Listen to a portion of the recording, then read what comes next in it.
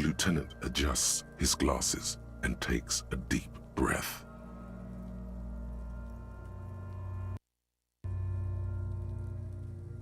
Shoot, Looney Rooney. Huh? You're misquoting me, Rooney. I said communism killed me. Love did me in. Come back later. Come on, officer. What you do know is, at 18.9 kilometers, the dormant shield volcano, Corpus Mundi, is the world's highest summit. And the failure of the 38 you must have me confused with the Copperpedia. You, sir, you are the Copperpedia. I hope we do. It's getting really late for another...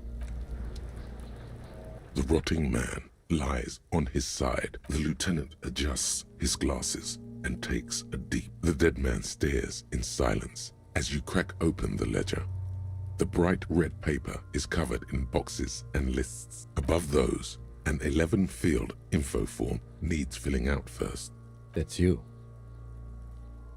The corpse is indifferent to your scribbling. KK57. KK equals Kim Kitsuragi. 57 equals Precinct 57, followed by his date, 0803. And what would that make the alphanumeric? HDB 41, 08, let's say 1300. A good time to start drinking. 11:11, 10:15. It's understated.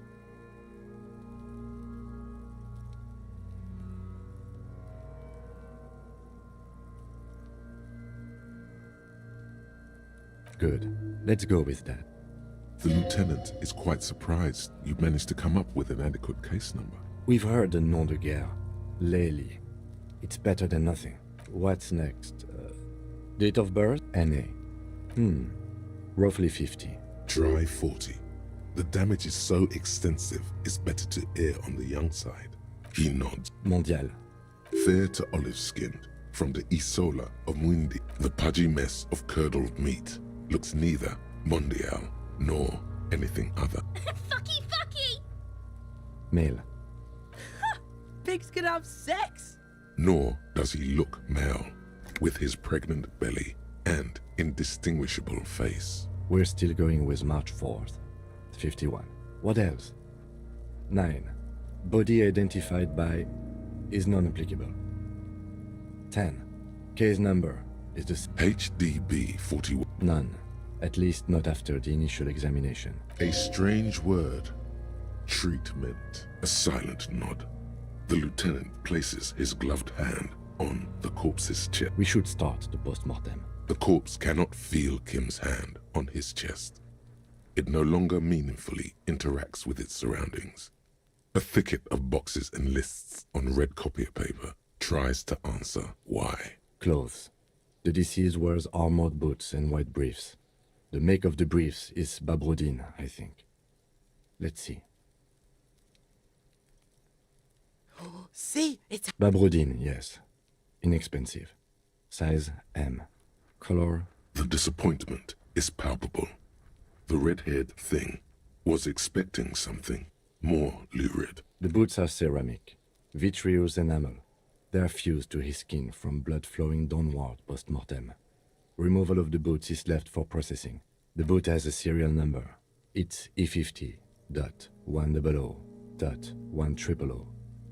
The lines between the plates are in the shape of the alphanumerical. The number is purposefully concealed by the design. Tattoos. The upper torso is covered in a single, continuous tattoo, resembling a map of the night sky. It reaches from the right shoulder to the heart.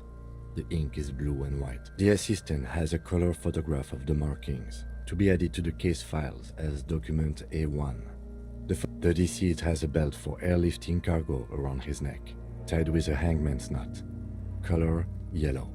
Length 3 meters. There is a buckle on the other end. Well-nourished, athletically built, measuring 1.8 meters. Generally consistent with age 42. Preservation is good. Body hair is light brown. Distribution is consistent with the age. The deceased had male pattern baldness. Hair is combed back, short. His hair feels wet, soaked with rain, cold to touch. Not that different from Lividity is consistent with hanging. The head is congested. Contusions are present on the head, chest, and thighs, consistent with stones thrown post-mortem. Low velocity. Fucking low velocity? You think Kuno doesn't know what you're talking about? Velocity was fucking max. Talking shit about Kuno's velocity. In addition, there are bite marks on the face, scalp, and chest, consistent with predation. Ligature mark. The steel wiring. There's too much of it. We need to remove the bell so we can... You got just the right tool for that. The chain cutters. Always good to think ahead. Now, we need to cut the bell to see the ligature mark below. See? No, he ain't. Your pig's a boring fuck.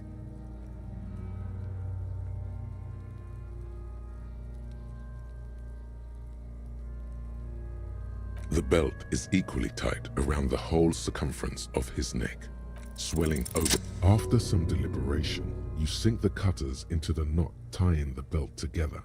You squeeze the rubber handles together. Snap. The knot is slashed.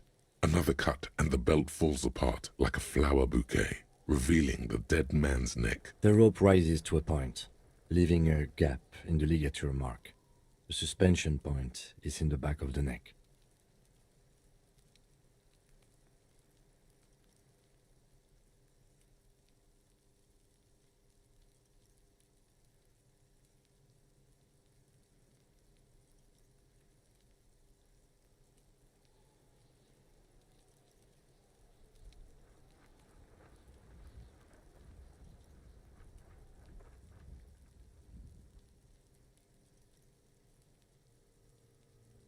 As it ought to. This is where its grip on the curdle. Hemorrhaging is observed on the skin, above and below the ligature mark. The chest is intact, normal contour, abdomen is No! Let's get out! I fucking knew it! This is clearly what they've been waiting for, ever since the autopsy began. Genitalia is male and unremarkable. No evidence of injury. Back is symmetrical and intact. Upper and lower extremities are intact, but asymmetrical. There are combat injuries on the right hand. In addition, I see smaller, residual scars, too numerous to count, covering about 30% of his skin. From wounds sustained over 2, maybe more decades, dispersal and accumulation indicates long and active combat. We have a real museum here. Last item, hands. His flesh is cold. Pleased to meet you. Where are you from and what's your name? I'm only fucking with you. I know where you're from. From Cappadocia. Nothing does. This was pleasurable. I sincerely thank you for touching my hand. We should do this more often. Be close like this, Hands are clean. No sign of injury from struggling. I was. Maybe I'm just not seeing that. Ooh. That's all for the external. Well done. What next? Central nervous system. I have nothing. Do you have anything on this man's Of course, there is a moral to be drawn from it. A moral to this story. Musculoskeletal. Purge fluid is coming from the mouth. Not injury related. Eyes and tongue protuberant. Hyoid With his eyes almost closed, the lieutenant puts his hand on the dead man's throat and begins to massage it, gently. A rotting smell erupts. Yeah, jack that fucker off! The hyoid bone is fractured. The rest of the musculoskeletal system is intact. Respiratory system. Oral cavity shows no lesions. The victim has received dental implants, possibly after a combat wound. Mouth swollen. From here, it looks as though the clown-faced man is screaming. The tendons of his jaw are torn apart. Hyoid ripped from the force of the lieutenant's hands. No scream, no sigh of relief rises from the darkness inside. Hepatobiliary, Na. Same for toxicology and cardiovascular. The body exhibits heavy lividity. Blood has gathered in the hands, feet, and neck. Hypostasis is visually consistent with the hanging. Gastrointestinal. This will do. Digested semi-solid food in stomach. Voila.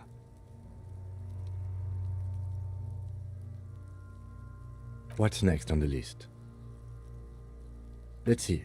We have bite marks, contusions on the head and chest, and a ligature mark encircling the neck. You'll need 3 fields. Leave a 4th one too. Head, chest, and scalp bite. And your opinion, officer?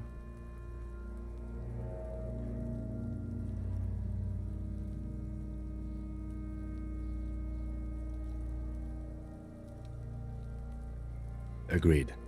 Next injury. So, the scalp bleeds from a post-mortem head injury, a stone.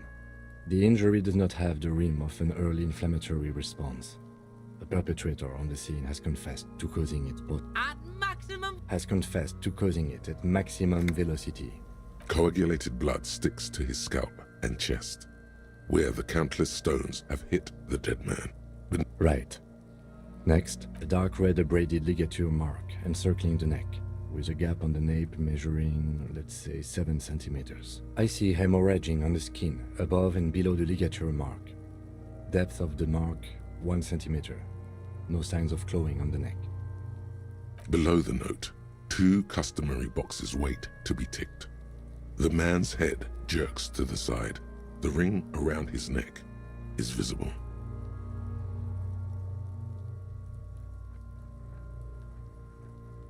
That's it.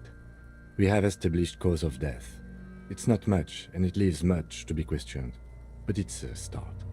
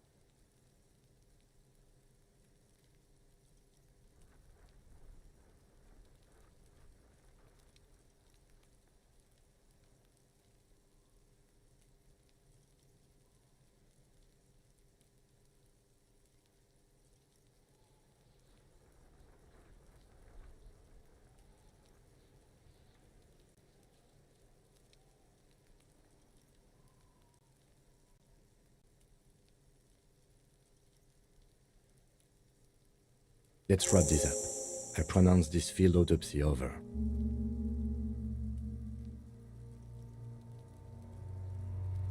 Well, we established probable cause of death. We were thorough with the list of injuries too. We described them all in detail. What is there to say? Oh yeah, well done, Master Detective. Maybe a drink is in order? I need a copy of that autopsy form. Then I will drive him for processing. He's thinking, did I? I'm sure we didn't get everything. There's always something.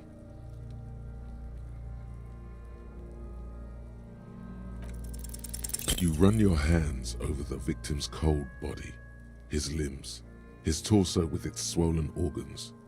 Maybe you should be more thorough. You pull down his breeches. Marbling is present around. Can't get enough of that dick. Do you think we missed something? You can't shake the feeling that there are more secrets concealed in the flesh before you. Okay, well, we are in livor mortis here. He is disintegrating. We need to refrigerate the body if we want to conduct another examination, It would have to be industrial in size.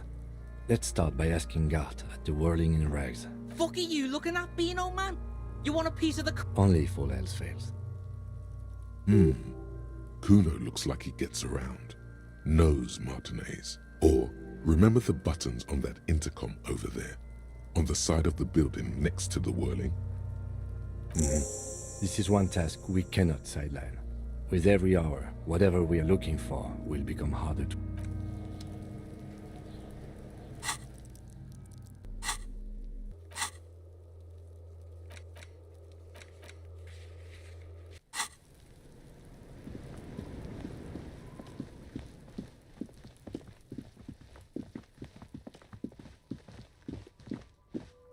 An old call box with a matrix of push buttons lists all the companies in the East Delta Commerce Center.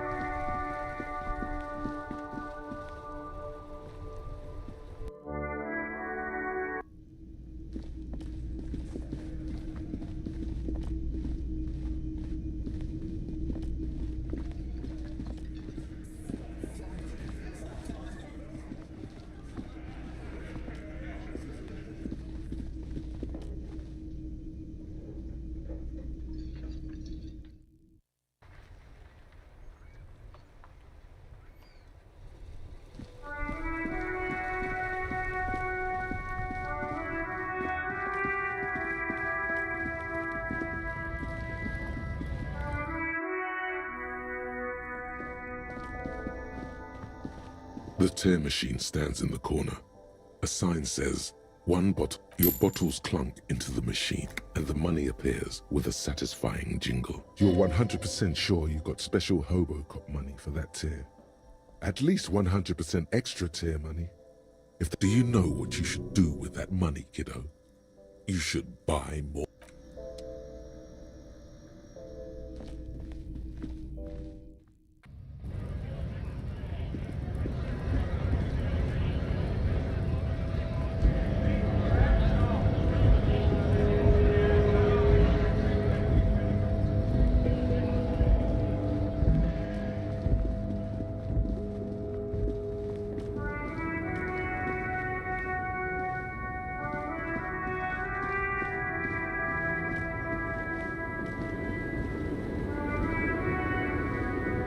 The woman still had nothing. Her smile.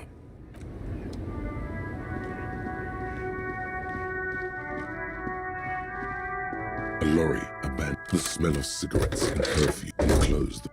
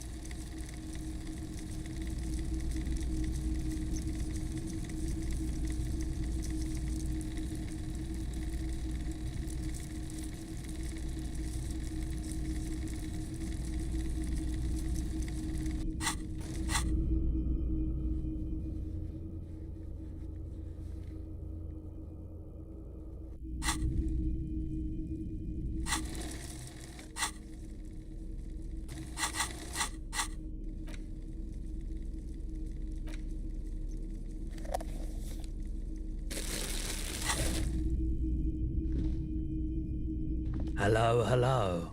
Let me know if I can help you with anything.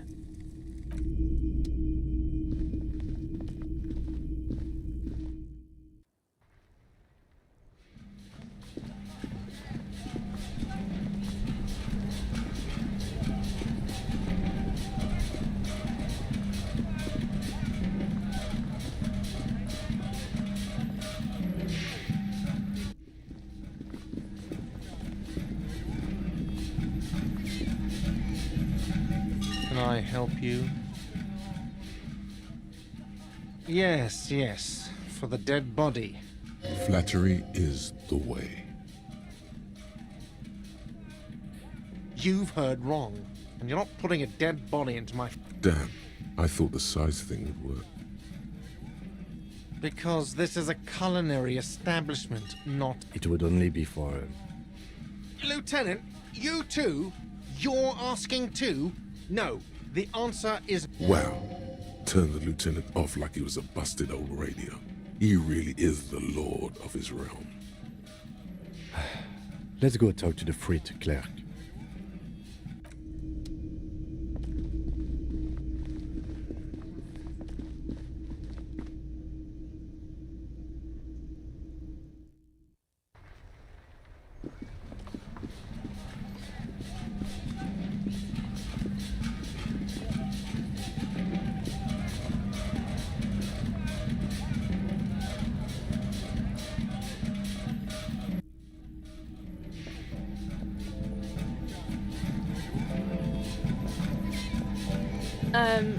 Is this about the questions again? Because I don't really know anything. Right behind you. Yeah.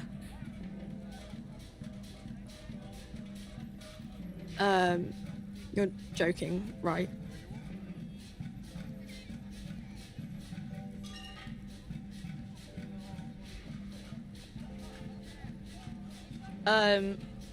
Okay. Now that I'm looking at it, maybe a glass-doored fridge in a public grocery store isn't the best option for storing a corpse. Okay.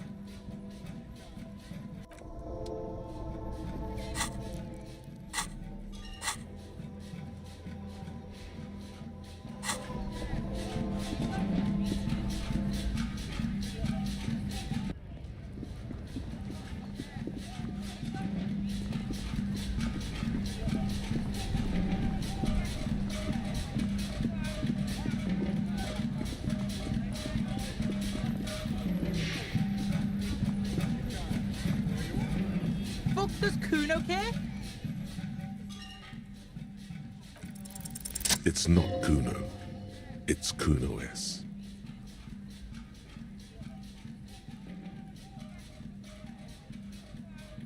Fuck you whispering about? He's whispering too. He's going with it. But watch what... Fuck you f***ing whispering about! If Kuno wants to whisper, he's gonna fucking whisper, okay? Let's whisper, pig. This is it. You've got him. But be careful. You can still fuck this up. Don't make Kuno look bad in this.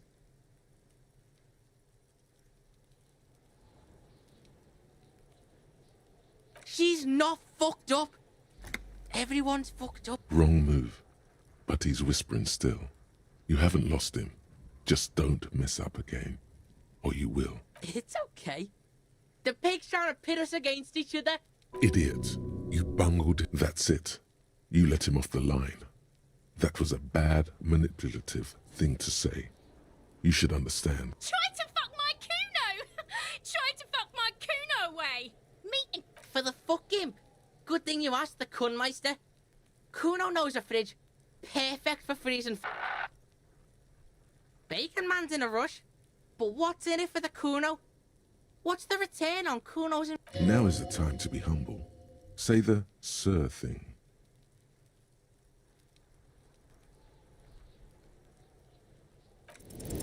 Kuno's a poor kid from a poor neighborhood. Say your job is on the line. He'll sympathize. No, it's not weakness. The fuck are you doing right now? The fuck is this shit? Don't pay attention to him. Just keep telling yourself. It's not that dramatic. We can just send the body to processing. Kuno's never seen anything so lame. Listen, pig. If you were Kuno, the fuck would you care?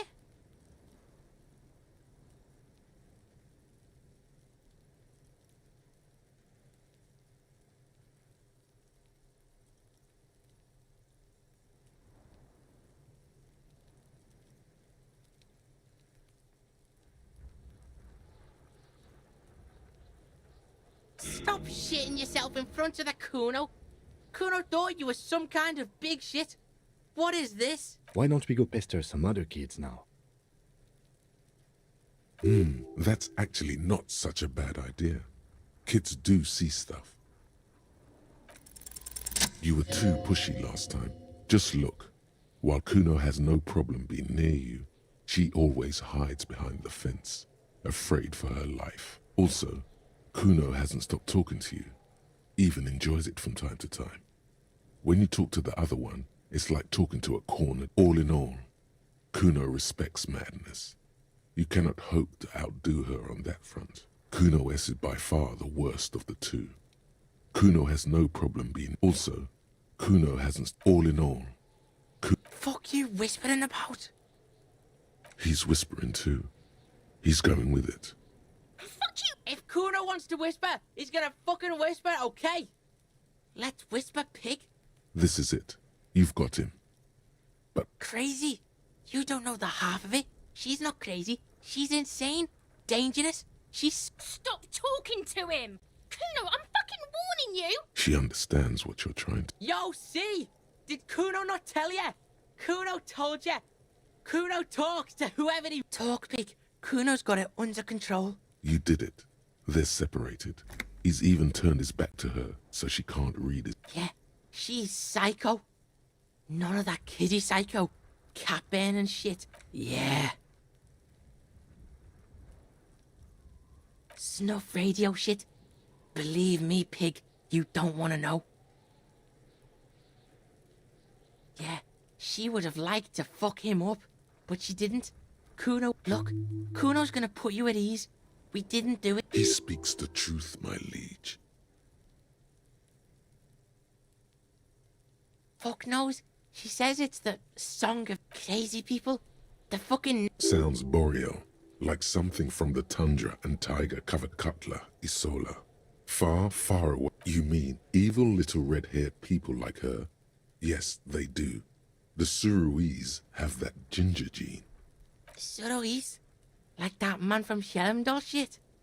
She could be. She could be that Helmdall. Revelshot does have a small Suruese community, or she climbed into a yakberry crate and was shipped over accidentally. Fuck no, she's not my sister. She's just a stray who got it. Yeah, she was just there. What was that, Kuno? She was in the hallway, dripping wet, by the fucking shoe rack, in the dark. Yeah, that's the place. She was just balled up. Kuno's got no fucking idea. Her hair was all wet. I think she pissed on the floor too. She was there for 3... I don't know. Someone left the door open. Kuno comes home and she's sleeping under the desk. Kuno's dad doesn't give a shit. Doesn't even see her there. Or thinks it's fucking Kuno. Shit's all on Kuno. Kuno S, two of a kind. 'Cause she fucking looks like Kuno. No one knows her name. Kuno told you this shit was Psycho Killer. How's Kuno dealing? Kuno's dealing just fine. Kuno's got this shit under control.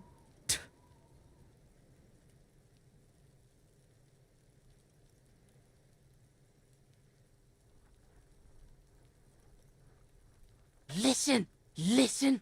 C is Kuno's go-to. Kuno's protecting her. You fuck with C, you fuck with Kuno. This is what it all comes down to. He needs you to take him seriously now. I'm going to kill you. I'll run when you put the cuffs on her, sneak up on you later, and fuck you up. You understand?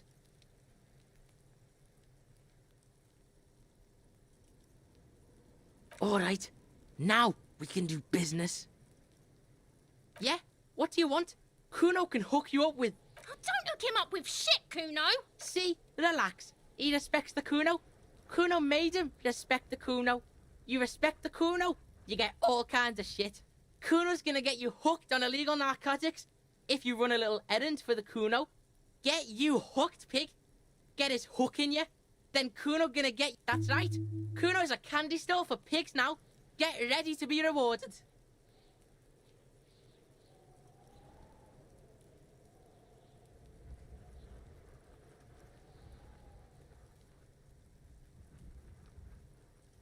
fuck about it.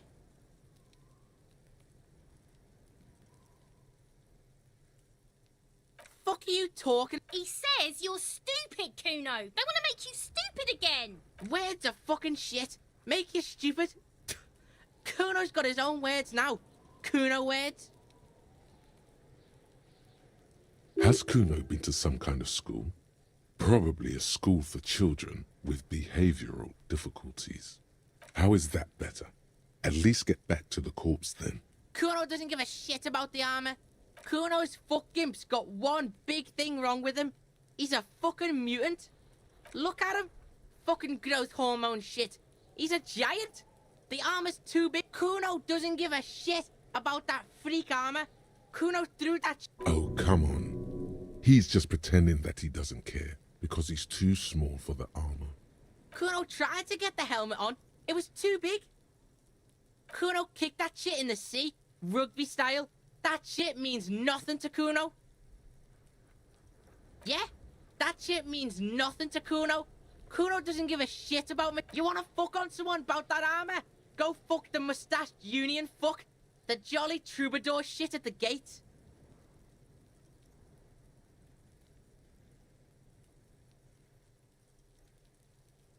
Yeah, cock and boot. You know that jolly union cow fucker? Came around talking about cows or some shit? Came around pretending like... Yes, you met him at the gates. The one with the boots and... Yeah, he's the one you want to talk to. He's fucking crazy about that armor shit. Coming here pretending... Curious, my liege. Why did Kuno feed you this information? Yeah, Kuno's doing charity today. Kuno Day. Still, seems suspicious. He may have it in for that guy. Or you may be paranoid. Your test... Get lost. The fuck do you want with it? Good call, Pigmeister. Yeah, the kingdom of... Yeah, whatever. Kuno doesn't give a shit. Kuno gets it from his dad. Kuno and his dad are major suppliers. That's where Kuno gets his problem is, Kuno and his dad had a little falling out. Now junkies clawing at Kuno's door. Streets going mad. Kuno's got to throw his dirty popo man at it. Dirty popo man is you. In there is Kuno's violent dad on steroids. Kuno's dad does steroids and Kuno's dad is a fucking monster. He's the most violent man in Revachol. He doesn't give a shit about a single thing. He drinks too.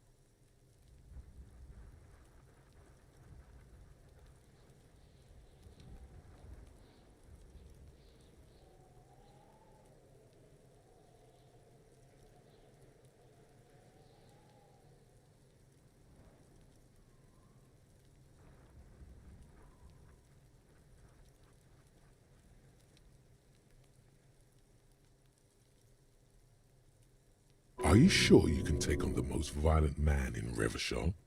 In your condition? Like half. A baggie, but like in this vial. That's half a gram. Yeah, half a G. Want it or not? Fuck you talking about half a G? You can barely see it because there's barely any. Okay, Kuno's listening.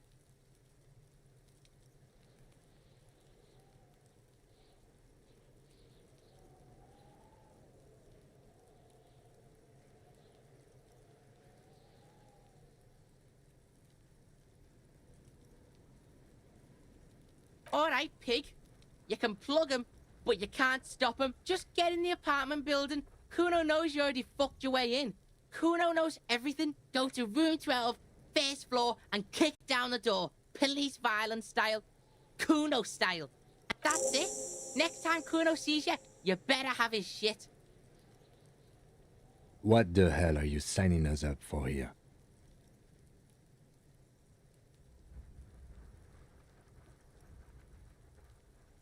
Okay then.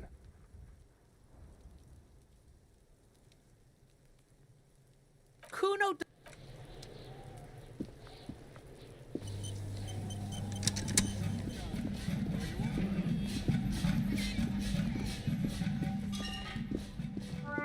An old call box with a matrix of push buttons lists all the companies in the East Delta Commerce Center.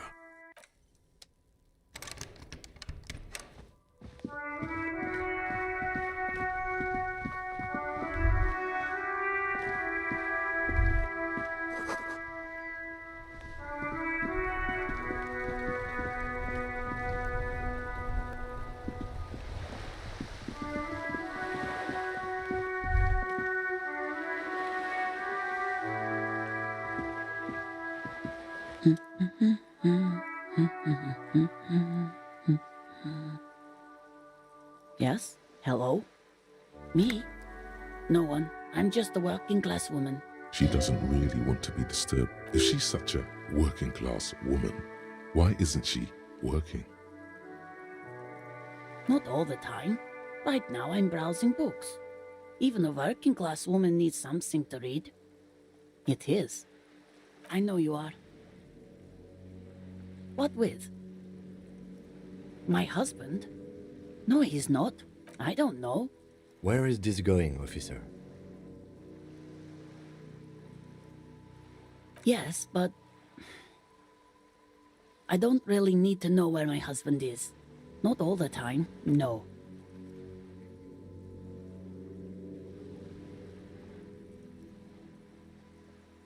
Of course he's not. It's not like he's a pocket watch. She has, though. The husband is totally lost. You should tell her that it's okay. What?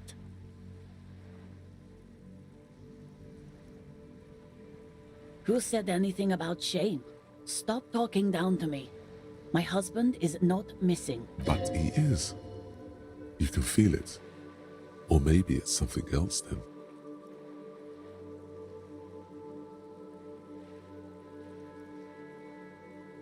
Her hands move over the book covers. The tips of her fingers look rough, stained with yellow. It seems like she is the woman before you, not...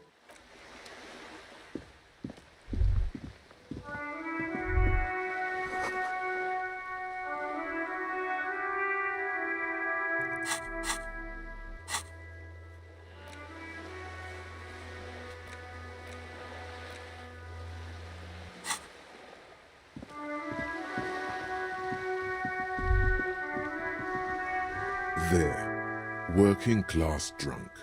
You know what this means, right? Cracked it. All in a good day's work. What do you mean, what did I crack? Look at how working class that drunk is. Yes, and you found him. Now go and tell the working class woman. Didn't she repeatedly tell you her husband isn't missing? But he is missing. You heard her, the worry in her voice. Do marriages make any sense? Does honor? You're not a filthy philosopher. You're an officer of law. It's time to ace this case and not brood over your reputation. We can deal with the perception management later.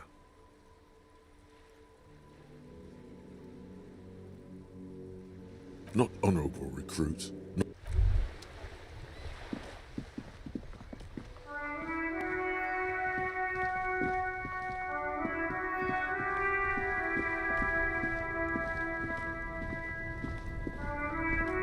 Inside, you see a set of steering levers, a radio microphone, All right.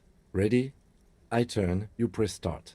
It's next to the preheater. He's downplaying his excitement. The lieutenant is more than happy to show off his precious carriage. The dashboard lights up with orange glow. The lights unfold with a little click, casting electrical light onto the ground. There you go. I'll turn.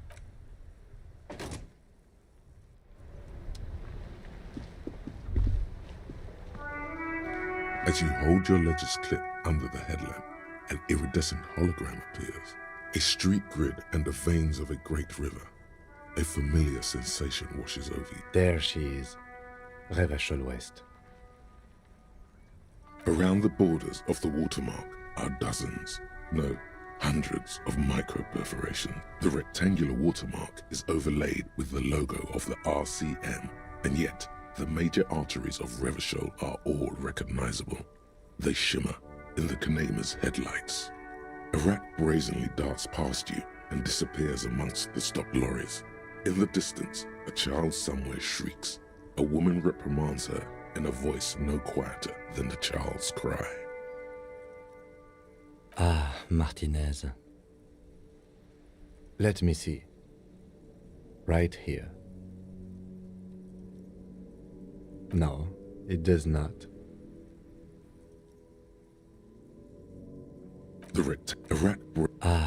Let me see. Right here. It has its problems. There are many of them, and they are divided into 3 separate rows. The first row has 18 dots. Not bad for what? You don't even know what it means yet. The next is the longest. It runs all the way around the border. There are so many, it's hard to count. More than 150, at least. Maybe even 200. The last row has 3 perforations. That's it. Those are perforations. They represent your record as an officer of the RCM. They are your statistics, as it were. I should have guessed you'd keep a record. Officers often do. Son, here is where we score your life performance. The first row represents your years of service. 18 years. Okay, not bad at all. What did you do before you volunteered?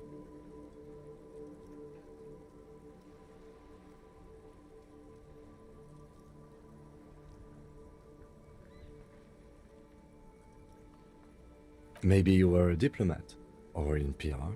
Doesn't matter. This next row, the one that wraps all the way around, is your number of closed cases.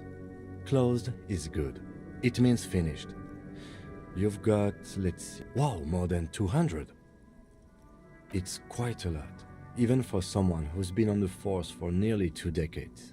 Usually, clearing more than 10 cases a year puts you in the 90th percentile of all RCM officers.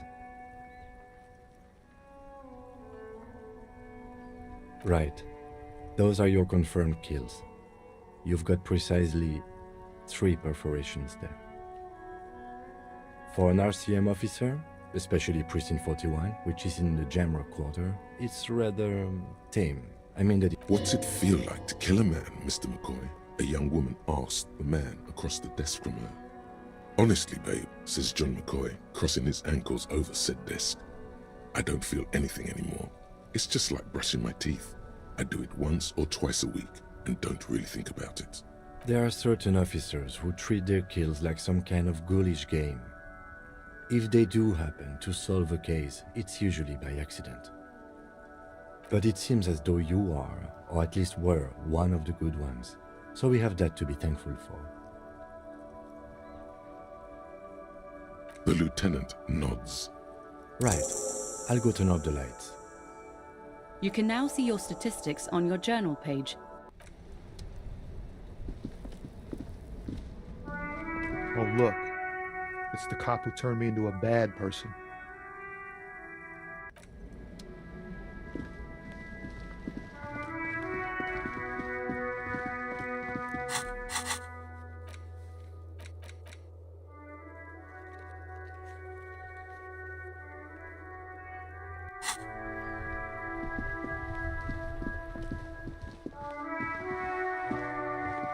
Hello again, sir. Oh, that's Auntie Billy. She's nice if a bit distressed. No, sir. She's a working woman who comes. I think she is a bad husband. Not very nice or helpful. A fridge? You mean like the ice bear fridge? Ice bear fridge? Yes, like a bear but white. There's a fridge below the building in the basement with red glowing eyes. I went back there once. Mum doesn't want me to go there anymore. Yes. That's a problem. The only way in. But I don't know. You're a policeman. Maybe you can convince her somehow. Anyway.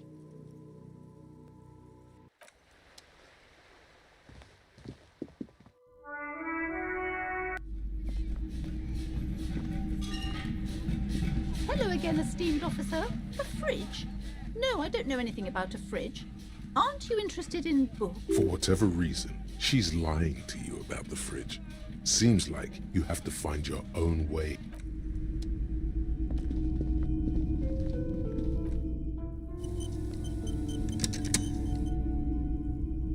The curtains. Nothing. Oh, please go. Oddly enough, the more she tries to draw you away from the curtains, just as you're about to pull apart the curtains, the petrified voice. Sir, don't touch that. I told you it's off limits for the customers. Parapsychologically speaking, we're done if you decide to open them. I won't be held responsible for the consequences. It's too dangerous.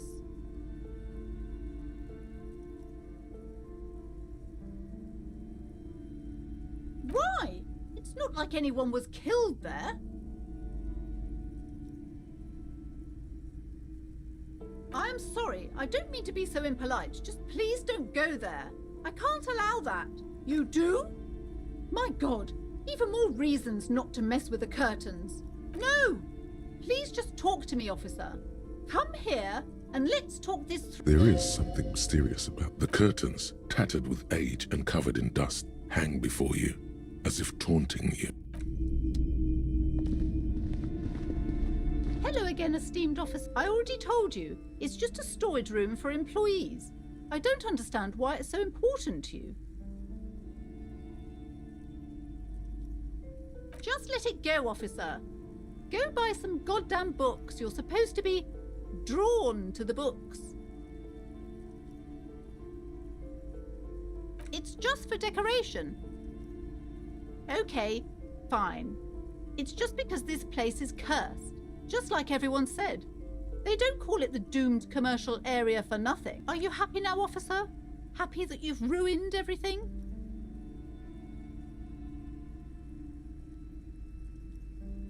Take it easy. You've broken her resistance. Pushing her further will gain nothing. The curse is so much worse than you could imagine. It's a disease, eating at the very foundation.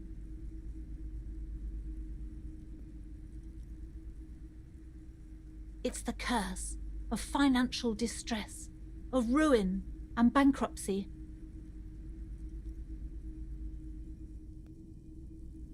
Didn't that curtain just move?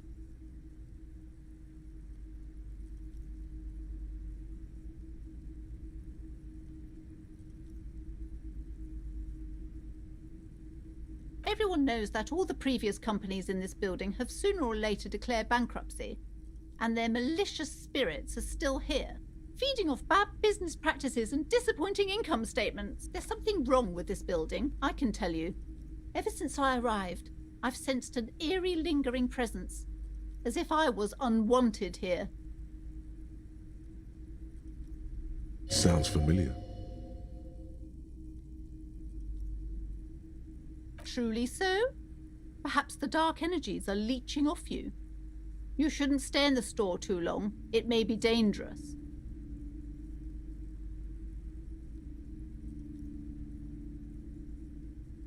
Yes, I've contacted numerous parapsychologists and even a pair of Simonese mediators. They provided me with the wards. The wards help to keep the doom at bay and protect us against the darkness that lies further in the building, even though now I fear it's not enough. Oh, this! No, it's a special Himian amulet, blessed by desert pygmy shamans, with a spell of compulsion. It's to compel people to buy books. There are numerous spells cast throughout the store. I had the books anointed with a different inducement spell, for example. Most certainly not. I don't want anyone who's not familiar with the psychic arts to get involved in this mess. My liege, you know what this case calls for? A para-detective. Tell her there's a dead body involved. That will make it easier.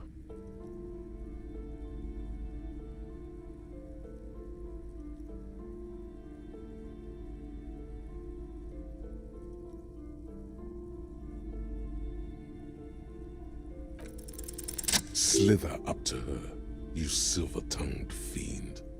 Show her what world-class perfidy looks like. Are you sure? Don't think I haven't seen charlatans before. You're no para-detective. You look nothing like one. And you're clearly a drinker. Hey now, hey. You need the booze to focus. The lieutenant keeps his usual stony calm. He silently picks up. Go ahead then. Rock her world, he thinks. I'll compose some notes.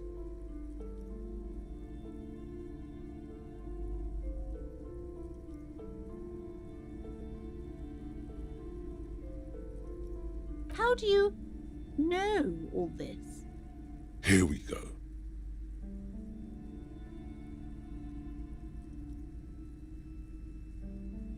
You're part Simonese. Oh, it means that fate guides us. But I am not the only one at risk. I have to think of my daughter. You are certain you can help us? Keep us safe? I can't allow any collateral damage to hit us.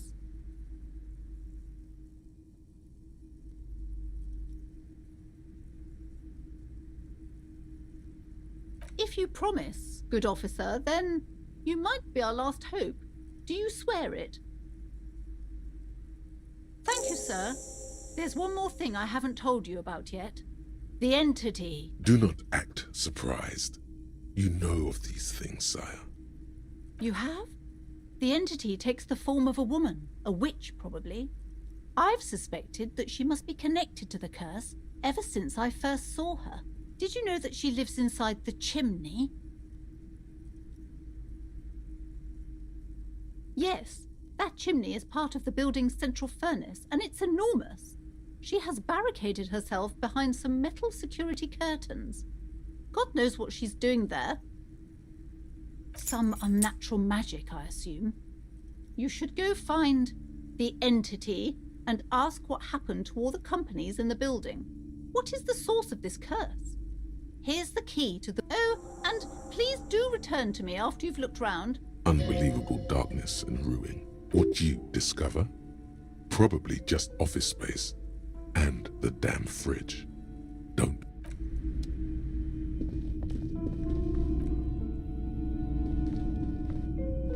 You see a set of tattered curtains. You see a dimly lit room full of dusty furniture and trash. Oh!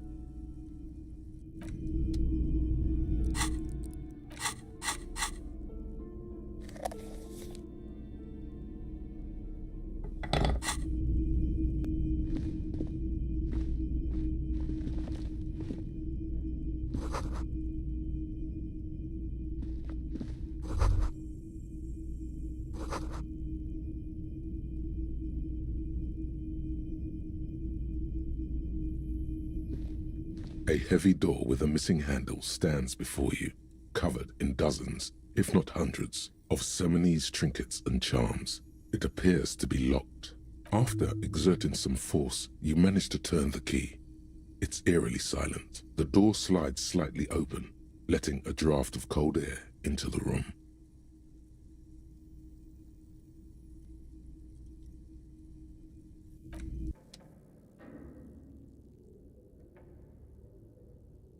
What is this place? Yes, but no one's been here in ages. I doubt the electricity still works. Good thing we have a flashlight on. An eerie feeling rises in your chest. Sounds good.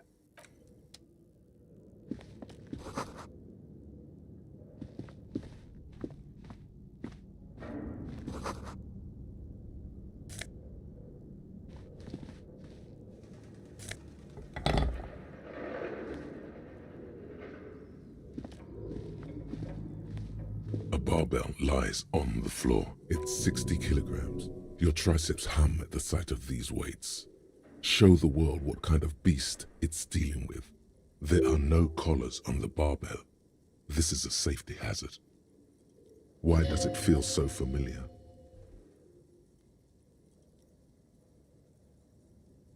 You're right. The weight may fall off. Better not touch it then. It would be a violation of EPIS safety regulations if the gym was still operating, but it isn't. No one's supposed to come here anymore.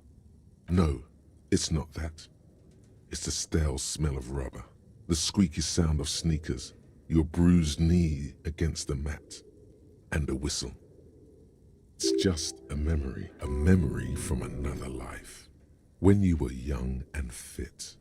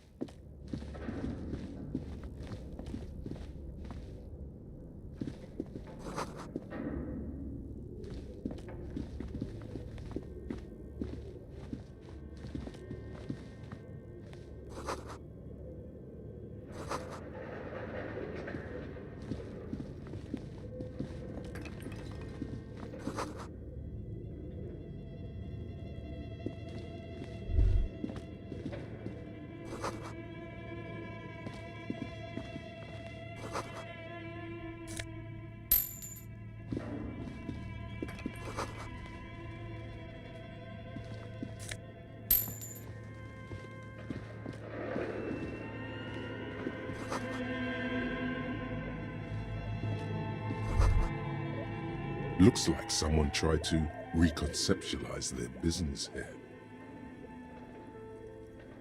Look, the skis and rotor blades both bear the same Slipstream logo. It seems likely that they started out making one, failed to turn a profit, and then pivoted to producing the other.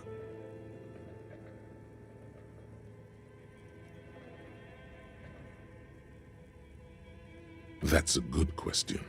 Reality is ruthless.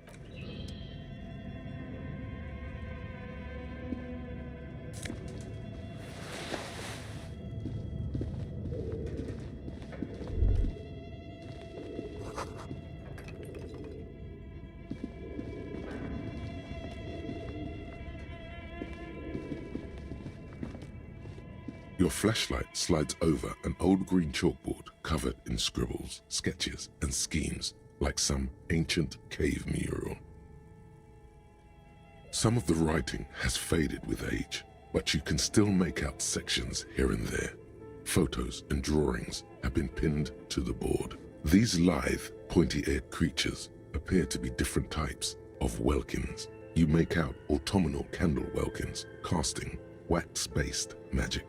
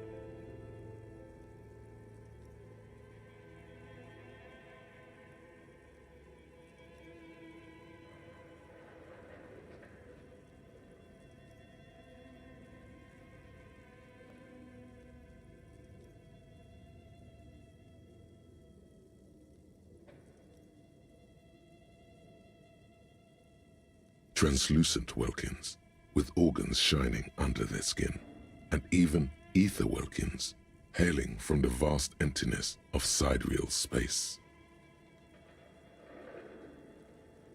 Who are all those? You should adopt one of those Welkins, as one of the Welkins, towering among the rest, appears to be different, however.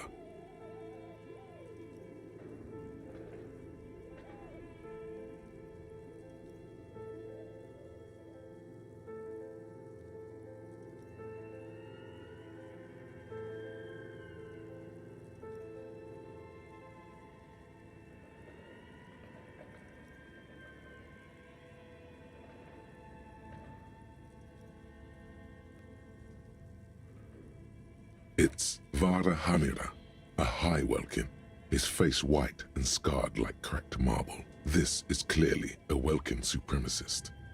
The Haldor, the Tworg, the humans, and even headless men, all of them, purged.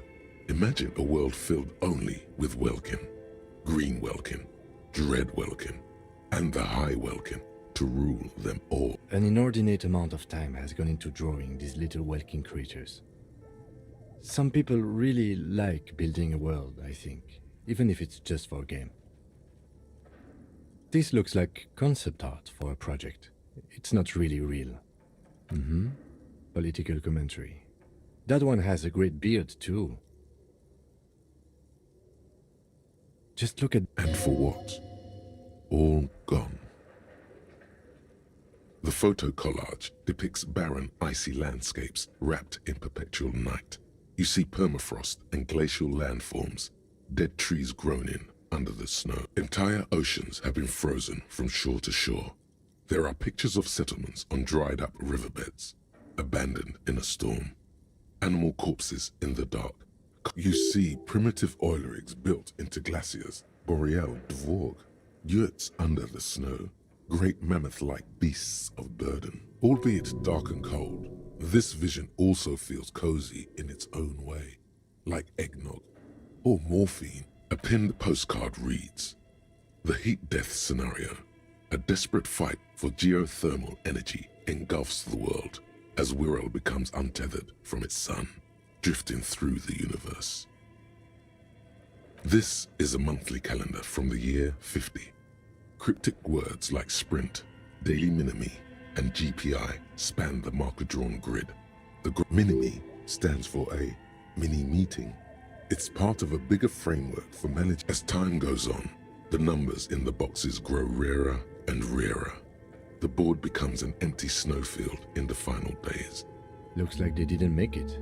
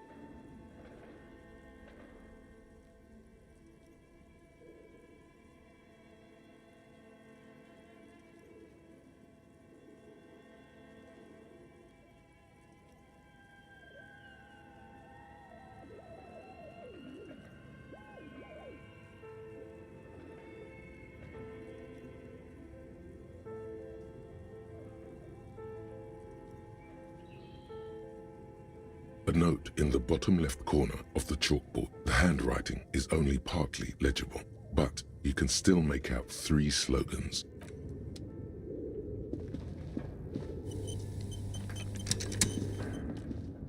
This appears to be some kind of machine with a cube-shaped heart and a wired framework. A radio computer.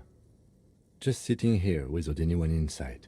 But we are looking for a fridge. On the other hand, it's not that I'm not interested in abandoned radio. Maybe the body has stopped decomposing somehow.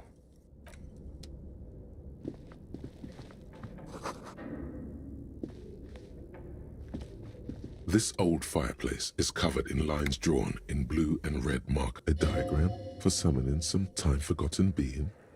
The whole thing resembles Kadran mosaic tiles. Very pedantic. History classes, students with their textbooks open.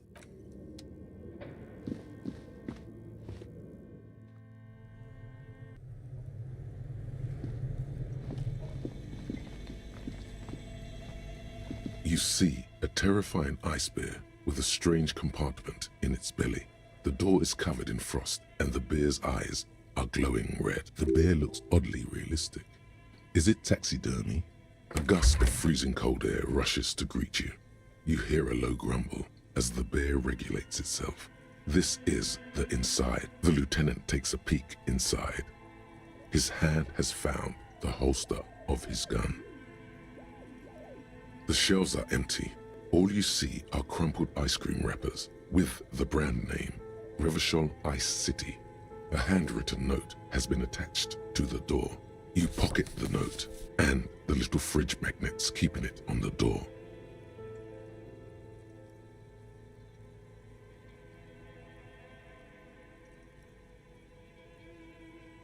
Good question. It looks like an ice cream fridge. I know. What an unfortunate marketing choice. What is even worse, the bear is still costing them money to this day. The fridge buzzes with energy. The electricity bill on this thing must be catastrophic.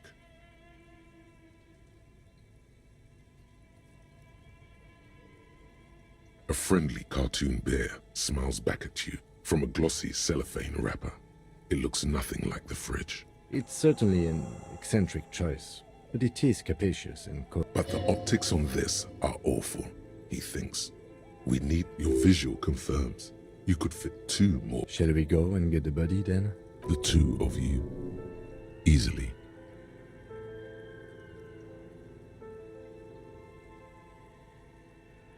The body is heavier than you expected and stinkier. It takes half an hour to get it down to the bed. Then 10 more minutes to stuff it into the fridge. The lieutenant. Beautiful. A dead body in an ice bear fridge. This is some of the best police work I've ever done. You've definitely earned a drink after this. Perhaps even some pagan rites.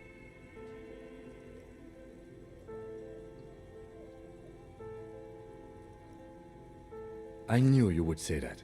I knew this would lead to drinking. No, no more. This is paganistic enough, and he does not leave this room. He means it. He doesn't want to be the ice bear cop.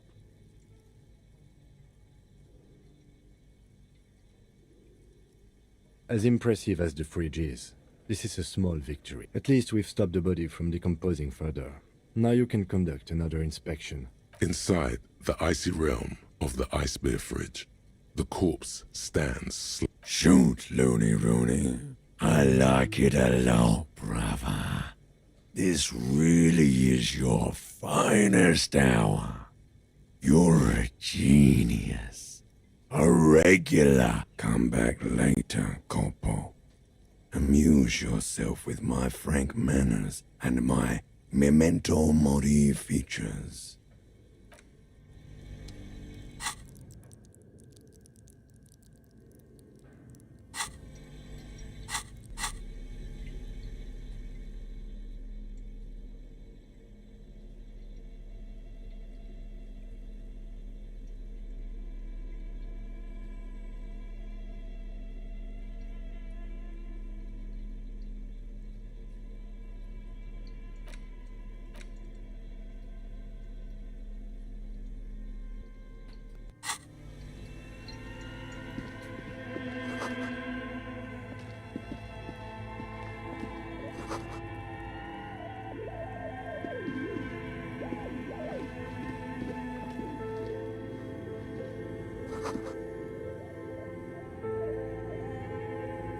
few bricks have fallen off, revealing a compartment behind the wall.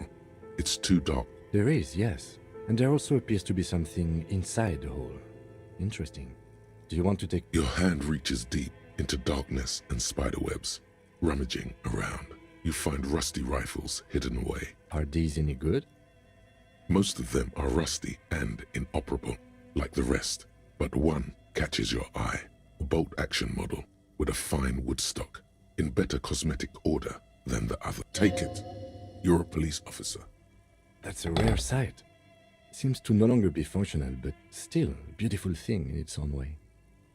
Seems like an old bunker from the revolutionary period. Look at all those rifles. Must be an old weapons cache. It means there are firearms, albeit inoperable, still lying around in Martinez. It's an interesting coincidence. He likes this find.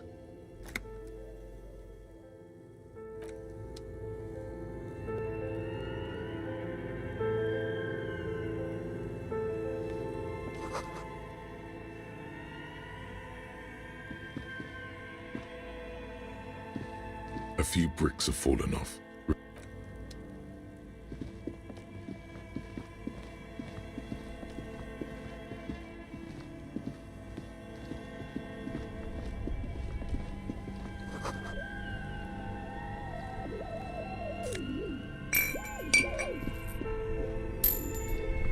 Two cables are plugged into the breaker box.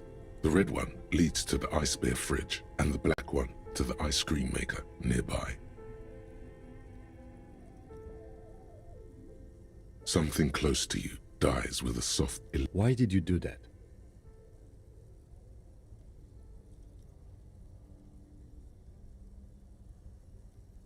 The lieutenant raises his brows, but doesn't say anything. The electric distribution board now has one cable missing. Somewhere, a machine hums along with the current, happy and content.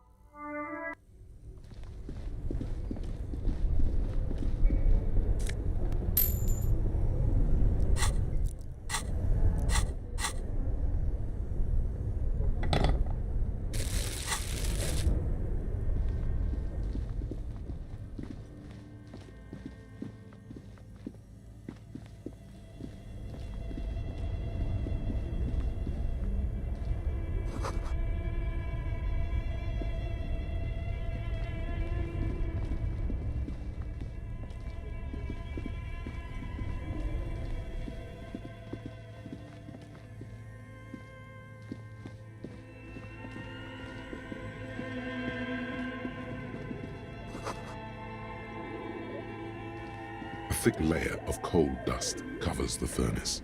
Looks like this furnace has a face, and it's a face. Looks like it. Looks like an old central furnace used to heat the building. It's connected to the chimney. No one has used it in ages. No signs of any recent fire.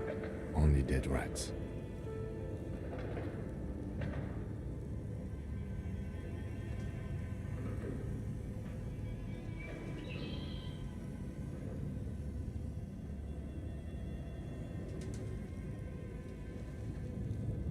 It's dark and grimy here.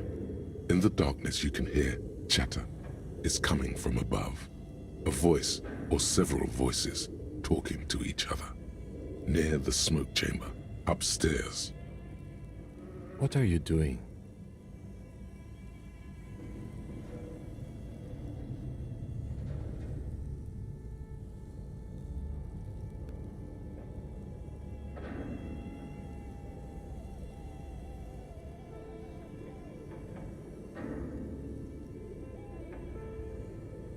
Wait, really? Should investigate, see if someone's upstairs.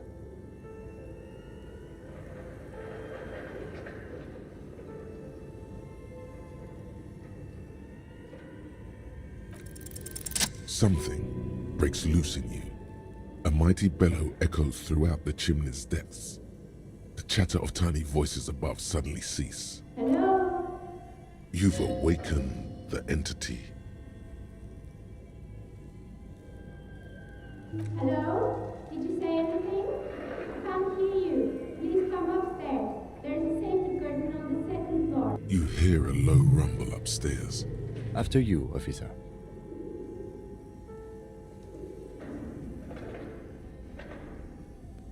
You're right. The rooms do look like they're connected, but malignant entities don't exist. At least not the supernatural kind.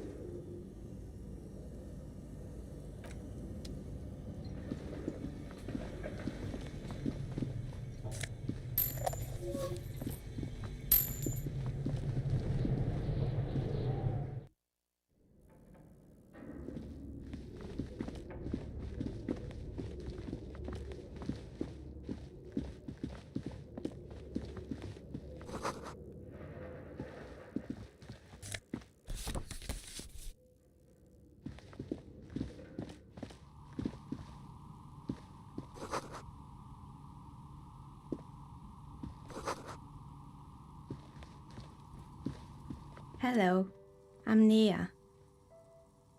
Did you try knocking on my window? I must have missed you. I've been listening to my Milius. So what kind of dye are you looking for? Could this be the malicious entity? Perhaps it's wise to go along with this masquerade for now. She's got a direct view to the backyard. You should interrogate her about the lynching. Yes, Amelia is like a call-in station. You need a two-way radio to access one. That's why I have these. Mostly, they just teach you to swear in different languages. But some of the stations can be quite interesting. I was so absorbed, I must have missed you knocking. Then how did you get inside? By the south entrance? You know what? It doesn't even matter. What matters is that you're finally... I'm a novelty dice maker. As she speaks, her bone-like fingers fiddle with a ring. Her bones light, but her hands strong.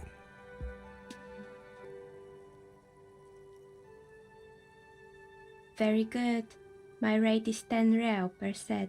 Unless you want something really unusual. Take a look around and see if there's any particular stone you want to use. It almost looks as if the stones and dice are a natural part of the room. This person means you, or no one else, absolutely no harm. She will answer freely and honestly. No falsehoods are present. She's a novelty dice maker and doesn't have anything to hide. Ask what you need. How did I become one? Some of my friends were role players. They asked me to make some polyhedral dice out of cobalt. Not especially.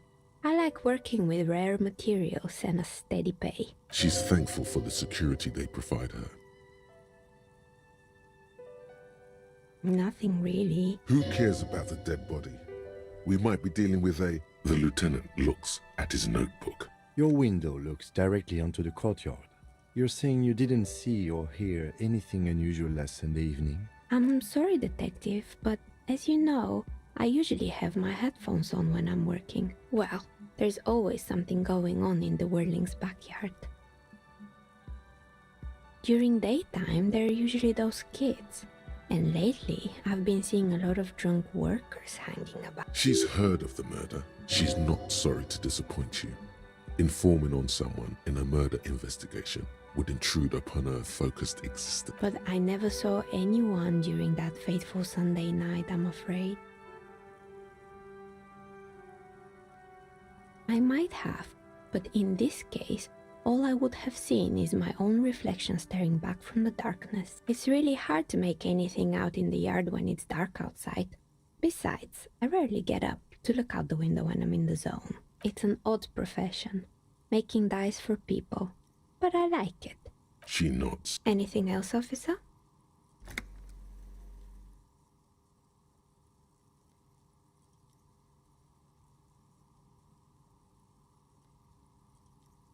Of course. Tell me what you have in mind.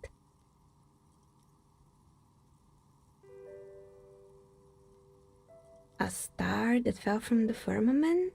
Those cost more than 7 real. Are you sure? Alright, maybe some other dye then? How about an amber dye?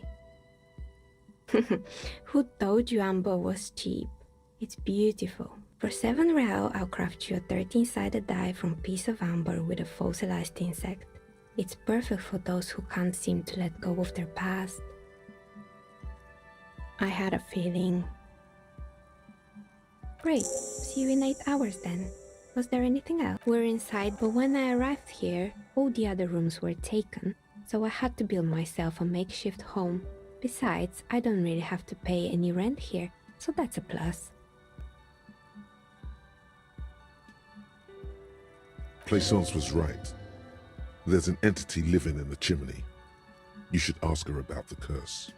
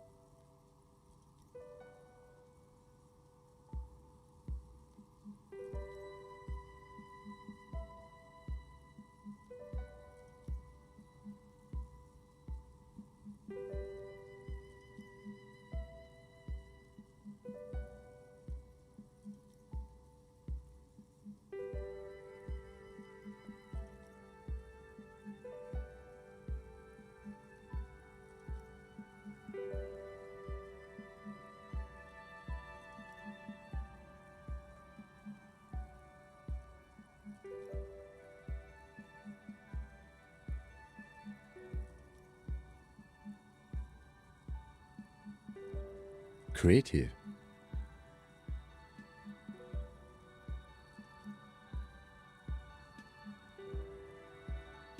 I've heard the stories, but I don't think those stories are true. It's just capitalism. We only hear about tales of success, so it's often surprising to realize how many ventures actually fail. Plaisance, the bookshop lady? I've heard that her business is doing rather well. Have the energies spared her somehow? Oh, right. But it's not just the bookstore that's still up and running. What about the whirling in rags? Some people say it's part of the building complex. You could say so. Both houses were built at the same time and under the east of the Commerce Central project.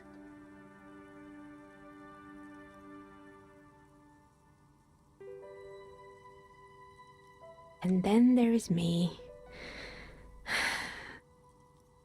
I've been here for 14 years, selling novelty dice to... Maybe it's just because she's so talented that she's been able to woo the curse. Malignant entity? What does that even mean? Some kind of sorceress? What about you, officer? Time has come to face the source. Fear not, for the forces of the universe are supporting you in this psychic quest.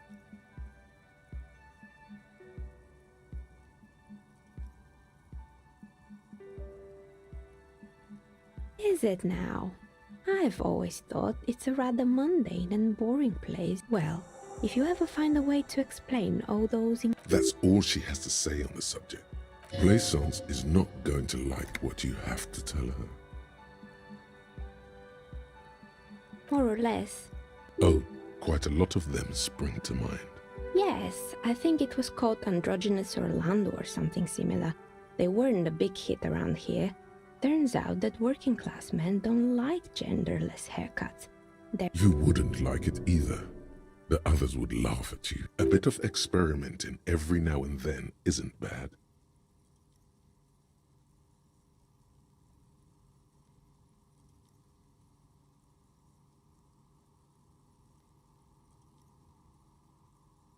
Me neither. I just want it off my face. It wasn't merely a gym, it was Artemitep's boxing club. A community project created to steal a kind man from Zemsk. I heard he had some trouble with the law when he was younger, and that's why he wanted to start the... Kuno. Who's Kuno?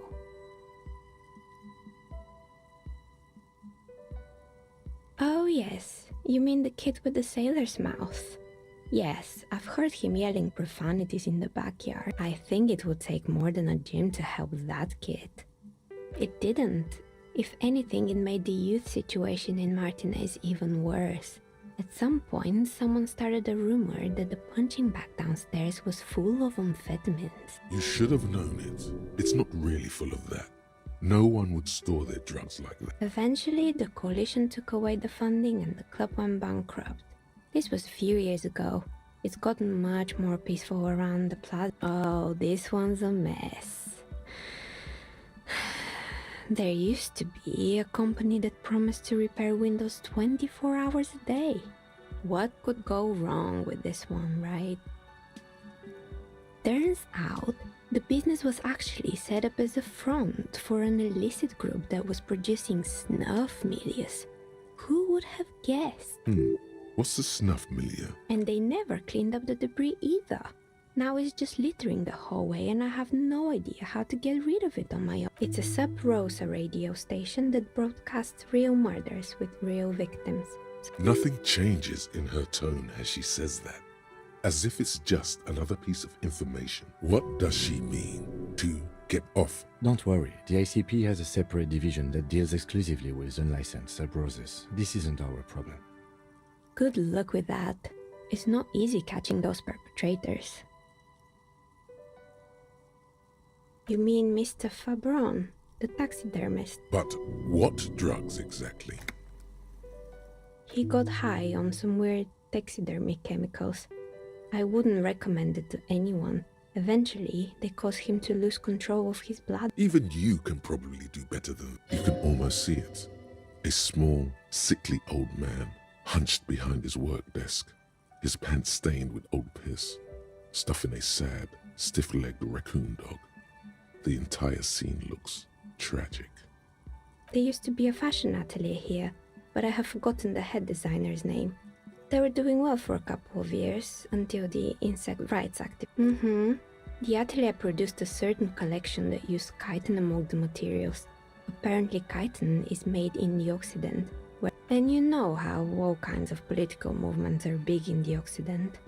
The activists shut down the biggest chitin supplier, which of course caused the price to skyrocket. And, naturally, all the most fashionable tastemakers refused to be seen in chitin from then on. The atelier went bankrupt before they could finish the collection.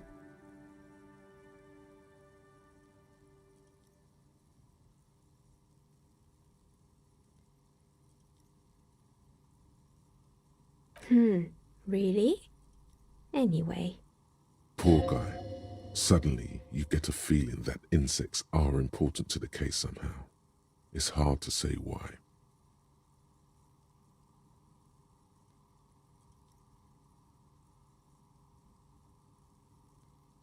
They were made by a company called Slipstream. After they pivoted from making rotor blades to skis, their chief executive took off on a vacation with all their money. Honestly, I think it's quite funny. I think he's still sending out holiday transmissions from Tulula or Tiumotiri or Hashtkor or wherever he is. Sure, it's illegal, but it's not exactly anything extraordinary in business. Besides, Slipstream is history now. All their remaining assets got seized by the bailiffs in... They were just the props. Why return them? Fortress Accident, the radio game studio. She liked them. They were an interesting bunch. We talked about role-playing systems every now and then. Once, I even saw two of them get into fisticuffs over Wirral. They certainly took their work very seriously, even if they seemed to be chronically liberal with their schedules. The usual, they ran out of money and couldn't get the... Well, I did hear them talking at times. They seemed to believe they were historical individuals. She sounds almost mocking when she says that. That's what I thought. Because when the money started to run out, they just began to complain a lot about capitalism. You know, how the markets are rigged to keep up new. In the end, they just didn't get it done. They didn't have enough willpower to produce something truly historic. She's right. Showing up to work on time is important. Showing up to work on time is hard. No, scratch that. Showing up to work at all is difficult, especially if you've been drinking. Still, not everyone is going to make it. That's the nature of the game. The dice is black and filled with little silvery... Anything else? Oh boy, the fabled Revo Show ICT. You're in for a treat here. The place was owned by two guys who had some rather innovative ideas about... Indeed. What were the other ideas? There was really just one. And it involved picking out the prettiest girls in the neighborhood and paying them 20 cents per hour to man the booth. And by man the booth, I mean slump behind the counter with a face that could maim you if you ever dared to disturb their bored magazine browsing. Sounds like she really didn't like those girls. Fritta does the same thing. Employing silky teenage girls is a widespread practice, yes. Unfortunately, they always come in packs. I'm talking about acne-ridden, and they already had the bear. Of course not. The bear was terrifying. No one wants ice cream guarded by a hostile apex predator. To make matters worse, the fridge didn't work too well either, and half the ice... Eventually, Ravishell Ice City lost the price war to its rival, Glacé 5000. Glacé 5000 sold caramel sundaes for only 5 cents a piece, out of regular fridges.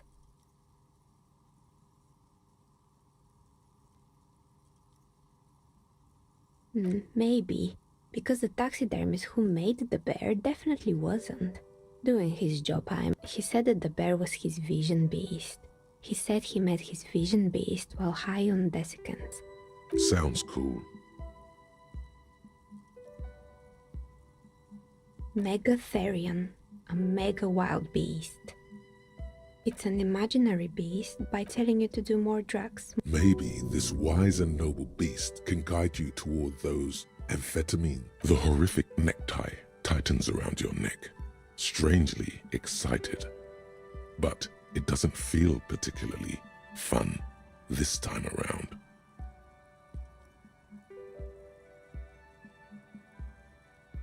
What? No, officer.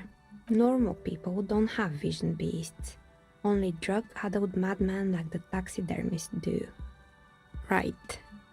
Anyway, now you know the story of the fallen ice cream empire. Anything else? Another failed business. Oh, right. I hope you didn't try to ring me. I think none of those doorbells work. The doorbell with the empty name card must belong to her then. That's right. I haven't even written my name there. As I said, it's quite useless right now. It doesn't work yet. You could say so. If the Whirling is part of the same building, then it's part of the Dune commercial area. The darkness of this place is there, too. Right. It used to be a gaming arcade. My advice, don't base your business on a fad. Hypnotism, fluorography... Agreed. Pinball is the worst. His disdain for pinball could not be clearer. It can't be true. They don't work here anymore. Are you sure it was Slipstream SEA? Was it a woman? Maybe it was Plaisance from the bookstore. Tricentennial Electric? It used to be a major electric company 100 years ago. No, it was something else. It was too real to be just a prank. Either we're dealing with a professional actress, or... A prank is more likely, no? Oh, the kids these days. Sure, I'm listening. Good. I hope it clarified things a bit. What else?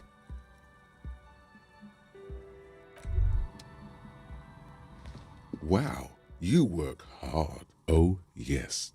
You hustle. You're a provider. It's tough out there, but you keep it real and provide.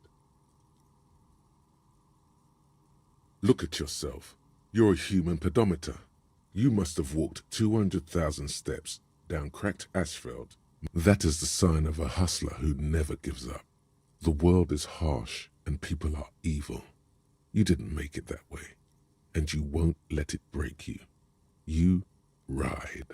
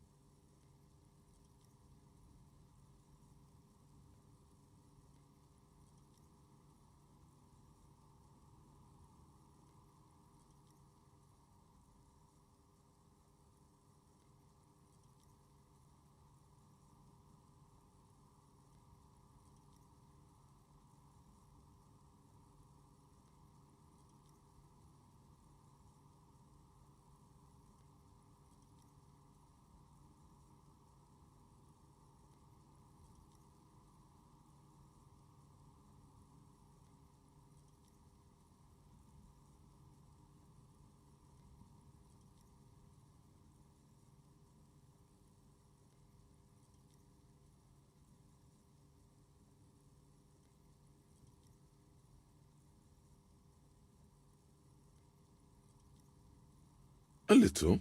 You make money. You got gills, baby. Got those black papers with the faces of the... It ain't easy, but you do it. Day in and day out. You didn't make the rules, but you won't lose. You're a cop, and a sprinter, and a money printer.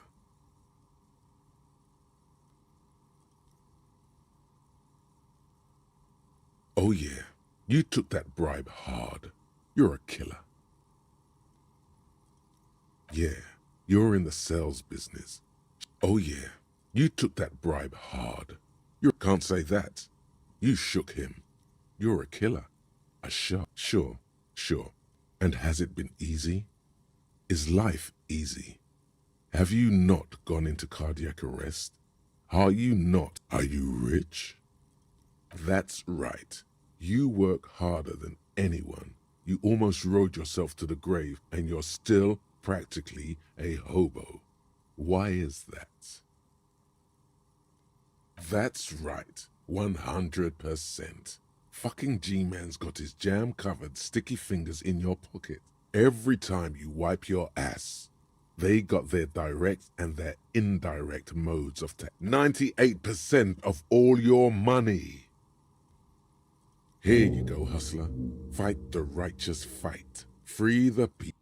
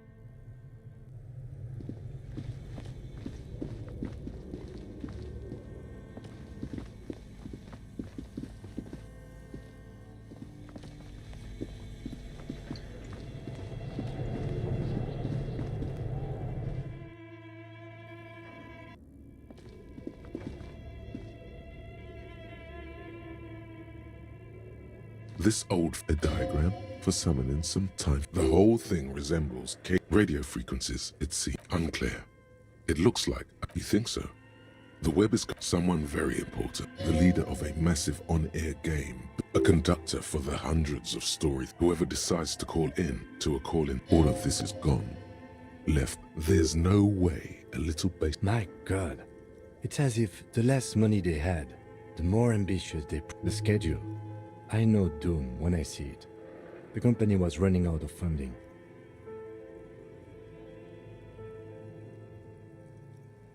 Nothing. It's just lines on marble.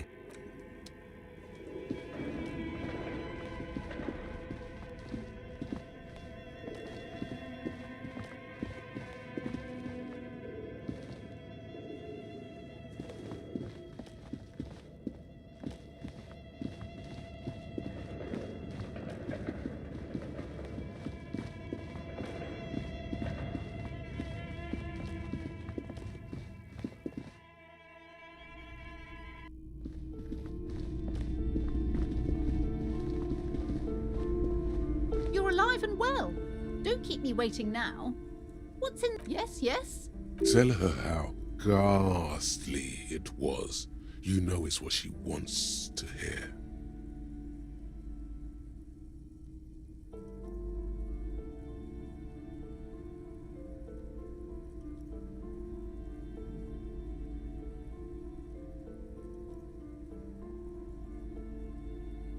I knew it. Oh, such horrors that have been thrust upon us. But what else did you find? Did anything survive? No, of course not. Have you located a novelty dice maker? Well, spit it out. Why does she need the dice? For some kind of sorcery? Sometimes they use the ankle bones of sheep.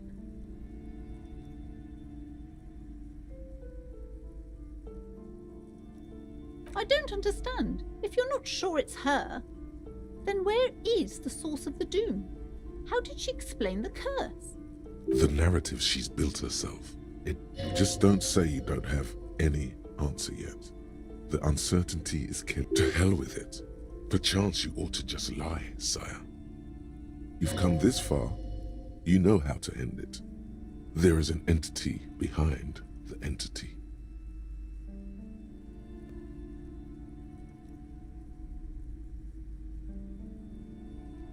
A third order presence. A great dark relief. I've heard of these triactors. In certain occult literature, that's too dark to dwell on for too long, and definitely not in public. I understand everything, sir. Thank you for your descending into the maelstrom. I will keep fort up here, strengthen the wards, do my best. And if you happen upon the third entity, may the Lord be with you. Well, this has been absolutely educational. If we... Yes. The venture continues. Should we get out of here before the vortex collapses?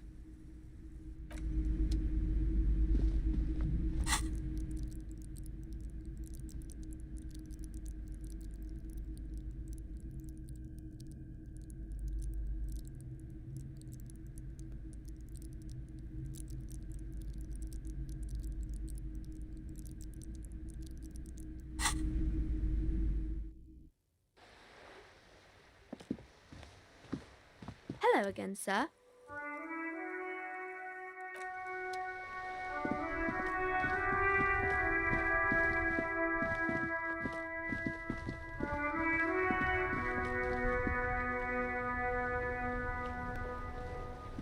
Yes?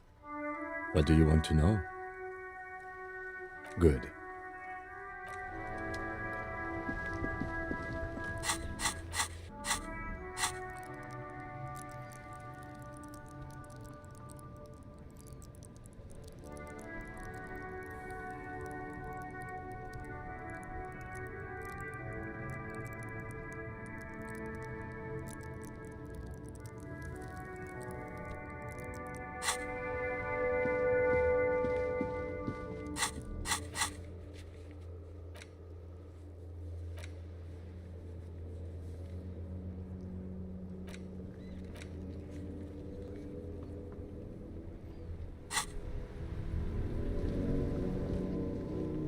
Inside, you see a set of steering levers, a radio microphone, a pull-out toolbox, and... This is Precinct 57. How may I assist you?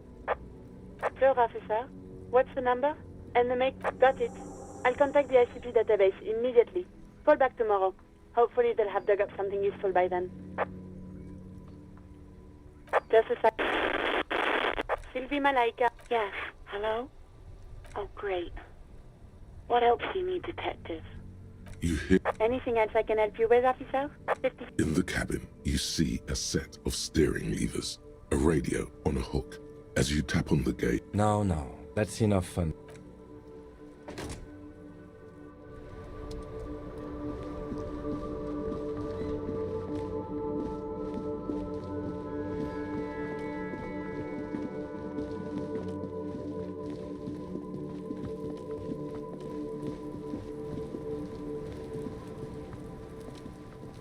Fuck, does Kuno care? Kuno... There are several footprints in the mud, left by work boots. Heavy workers' boots with reinforced toe. Isn't this something an industrial worker would wear? Noted. Maybe more than 12. No. 8 pairs of boots have shuffled. 1. Standard. 2. Standard work. 3. Hobnail. 4. Standard work boot. Number 45. You don't know. It's a miracle you... 5. Another 6. An aberration. Light as air. Even impossible to tell. Could also have been an adolescent. You're not bad. It's as if the whole world darkens. Everything else has a thin film of unimportance on it. 7. The glowing outline of a standard work boot. Number 46. But the 8. And yet another standard work boot. Number 44. How many?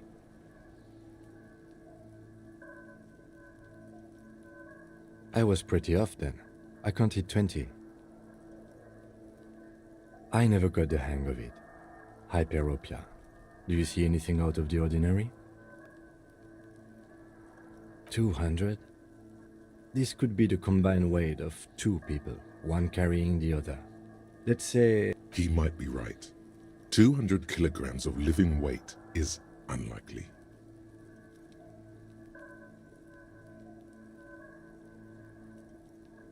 Possibly, yes. But why? Yes, they could have used a makeshift stretcher or... Maybe there was a physically impressive strongman in their midst. Someone who wanted to impress their peers. You mean a display of athletic ability meant to belittle the victim? A local champion carrying the intruder alone?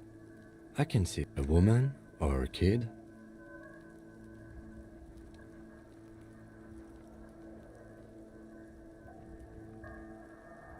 Okay. He knows it's hard to discern sex from a person's gait. Understood. Anything else? Interesting. Oh, this one's easy. Way too easy. It's a... With a piece of sandpaper glued to the throttle. Which means that the missing lady driver was also present at the lynching? That's it. She's the odd soul.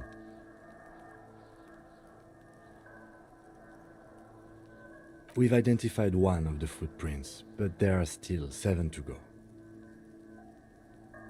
A week, maybe? 7 days would fit the... It is not I pulled last week's forecast for coastal Havashol. 7 days below freezing. The day... Correct again. Sub-zero temperatures would preserve the tracks in a good state. The commotion here could have taken place a week. What do I think? A mob of people brought something heavy to the tree. What then, after hoisting him up, they stood in a semicircle facing his direction. At first glance... Indeed. They all stood in... Yes, everything fits so well. Isn't it strange to have your assumptions confirmed like this? This is what someone whispering suggestions in your ear would like you to feel. The lieutenant is saying something, but you can't hear it. Suddenly, it's... What? Withhold being content? What are you? Mild to moderately disabled? That doesn't feel like some... Live a little! Everything on the damn crime scene fits like a glove! You should get shit-faced on this damn crime scene!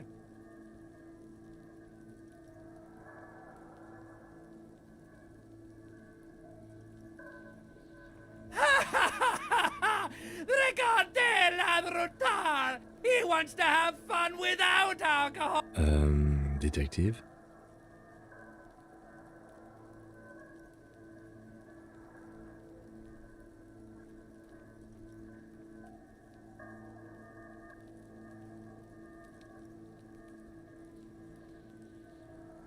The lieutenant looks at you curiously.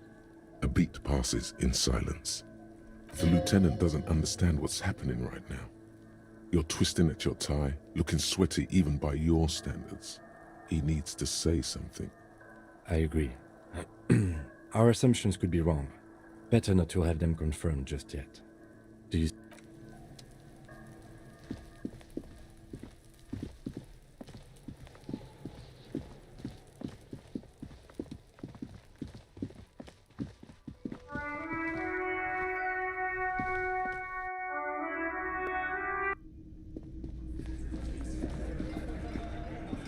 Over here.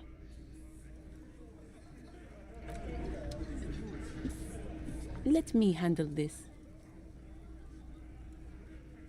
Detective disorientated. Are you still wondering where you are? This is my... Her entire character has shifted. This young woman is... No, I am not a gardener. I'm a legal counselor for the Dock Workers Union. So let's get to it. You're looking for Titus Hardy? You think he has information that will help you? That's Titus. Talk to him. But know this. I'll be keeping an eye on you. No strong arming. Nothing. It doesn't matter if you recognize our authority. She says nothing. Her glare speaks for her. What you want is of no significance, officer. I saw what you were thinking. You want to say, what are you going to do to me? Don't. Just because it's in your head, doesn't... You will not lose out on anything good by not saying it. Aggressive? You make your living enforcing... Just dock workers? Do dock workers spy on the police? Listen, you moral intern lackeys. You're a mob, enforcing the unlawful privatization of revenue. Fuck yeah. So ask what you came to ask, or get back to your commanders.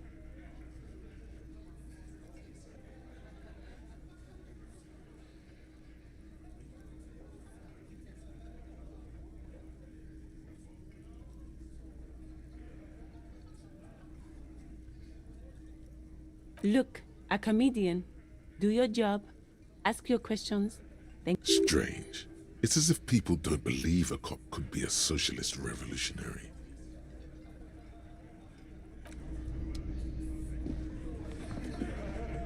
This is where you say your bid.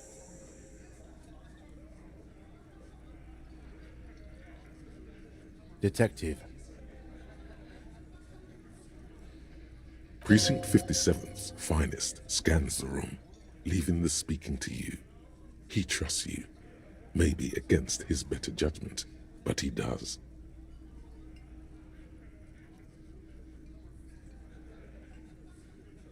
Hey, dipshit. You hard of hearing or something? The boss man's talking to you. Do not let their squeals disturb your serenity. These are but simple peasants, sire.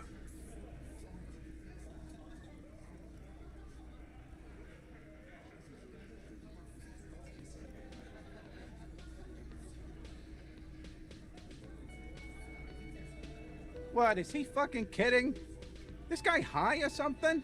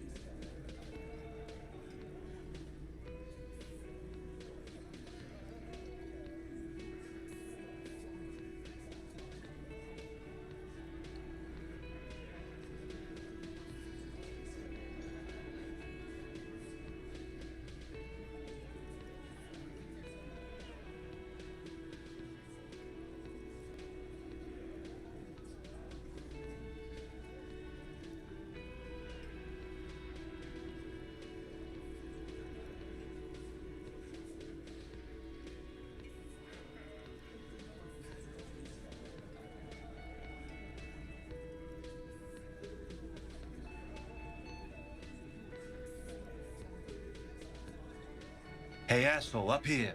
We're talking to you.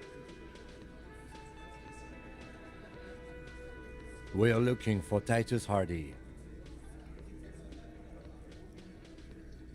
Oh, this is about him. You sure took your time, huh? Waited for him to get real. Oh, he was a real pretty boy. Hanging up there. I can't for the life of me understand why you did it. I mean, I would have just left him up there. You might want to start asking your questions now. These guys are so macho, they're ready to confess to first degree. Do a head count first. Connect these men to the tracks you saw in the yard. Chance starting from the right. Boot size 44. Blonde man sitting on his right. Across at the other table. Hobnailed work and then standard working boot. Steel reinforced toes. Size 46. The emblem on his vest says Rowing Club in the far corner. Standard working boot. Steel reinforced toe on his neck. Let's call this one size 41 with the light step. Not a child after all. An older man in the middle, heaving and wheezing. Big guy. Boot size 46. Deep. In conclusion, these 7 are the actors on the crime scene. The footprints were theirs. Exactly. The missing lady driver who was running the drug trade. Does it mean the Hardy Boys are involved in the drug trade as well? Maybe. But hey, you've stood there for about 4 seconds, not saying anything. Now... The fuck is with you, fella?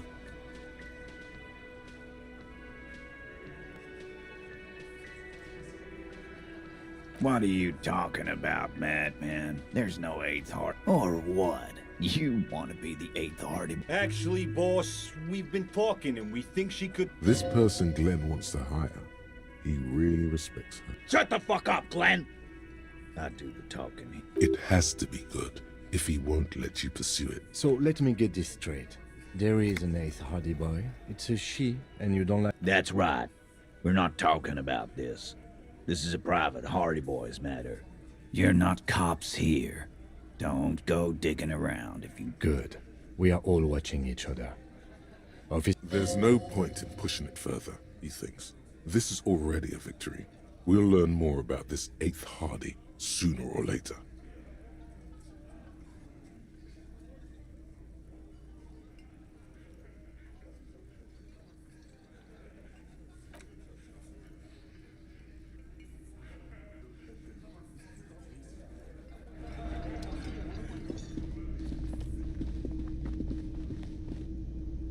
Can I help you?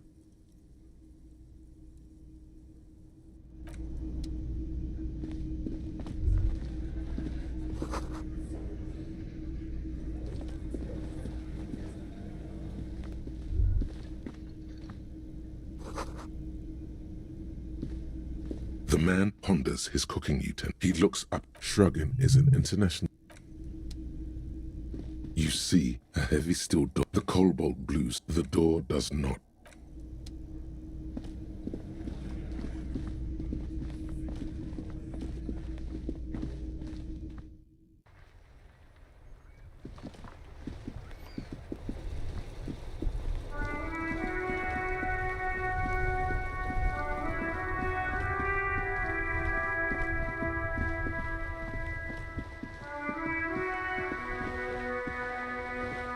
We're still waiting for a replacement for the bull you sent sinking.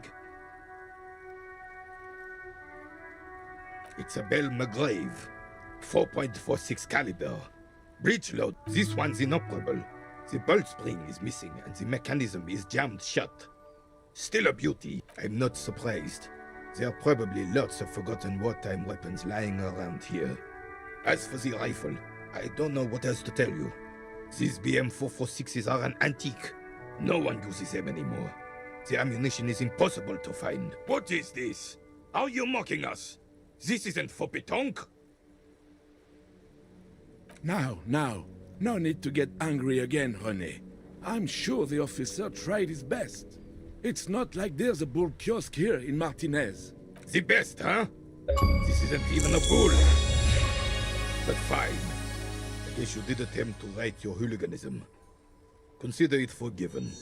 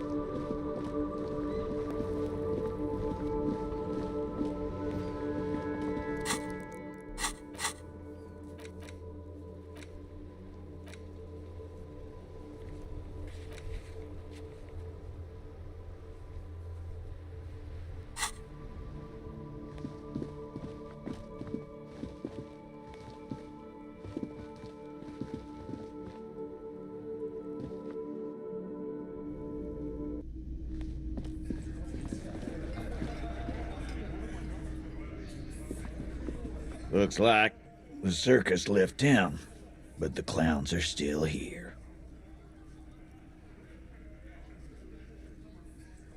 The pretty boy. You guys really... Funny. But my partner and I have a serious matter to discuss with you. Container belt?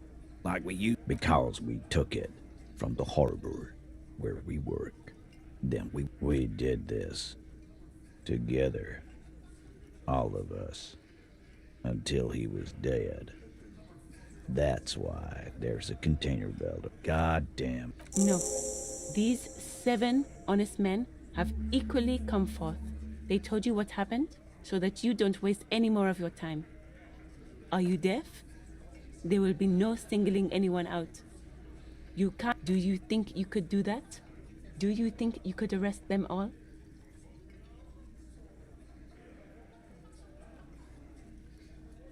That's for the courts in Les Jardins to decide. Not for the officer making. What you can do right now is go back to your station. No. We'll stay here and discuss what happened that night. How many people have you sent to the Shays? Ever felt remorse for them? Chaise électrique is the method of capital punishment in Revachol under the Coalition. During the suzerain's reign, Or send them to Reunion to rot. For 20 years. For life.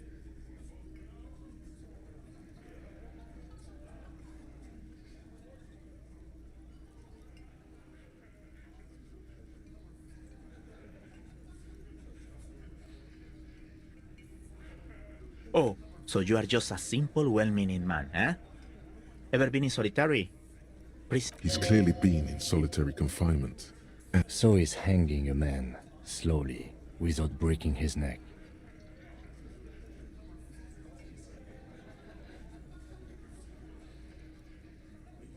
You don't have to keep answering his question. I know, Lizzie. Relax. We killed him last Sunday night. Seemed like... Known him? We don't... Yeah! Quiet. He came around about 3 weeks... By the Pines cow, you mean Joyce Messier?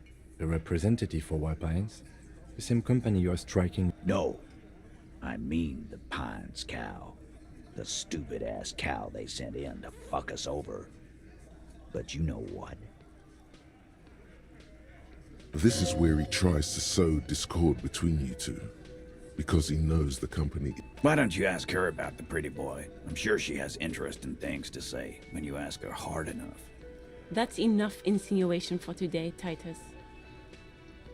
Officer, your interview is drawing to an end. Don't waste your last questions. Why? 'Cause he was worthless mercenary scum. And he stepped out of line. What kind of mercenary?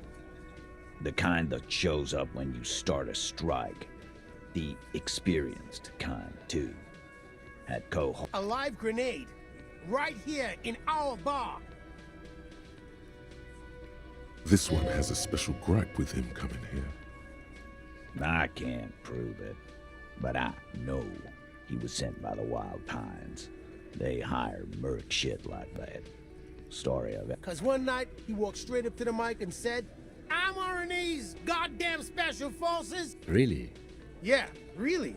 Had a gin and tonic up there, sang some RNE's paratrooper song.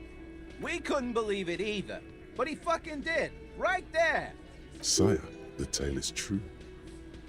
This is a serious violation of the karaoke code.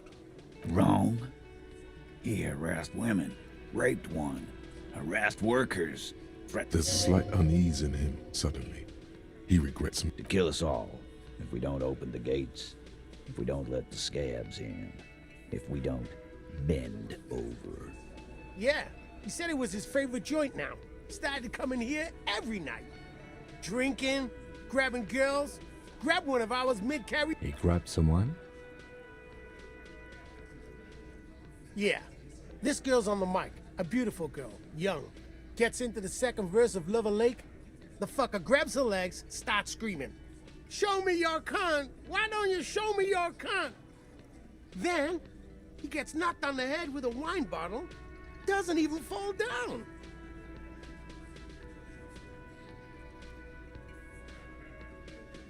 Aren't you fucking listening?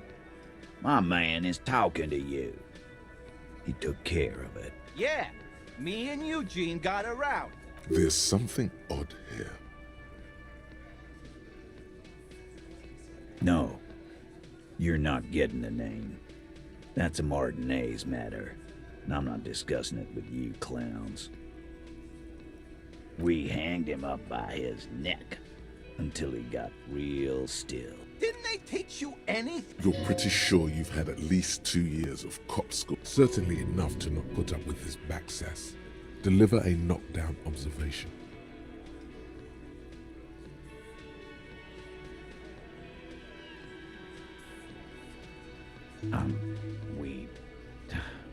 Look, I'm not gonna play 20 questions with you, capo. I'll say it again. Yeah, I knocked him out. Came up behind him and clapped him in the back of the head. That's right, lawman. Make them a bit more uncomfortable first, then see if it all adds up.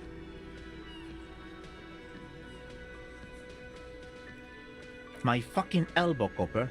Samuran boxing, or Sambo, is an eloquently violent set of one-on-one fighting moves, originating from the Samuran Isolo. He may be lying, but he's good at it. No twitching, no rushing, no uncalled for details. Right fucking here. Eugene already told you that the fuck had started coming to our bar. Yeah, man, weren't you listening?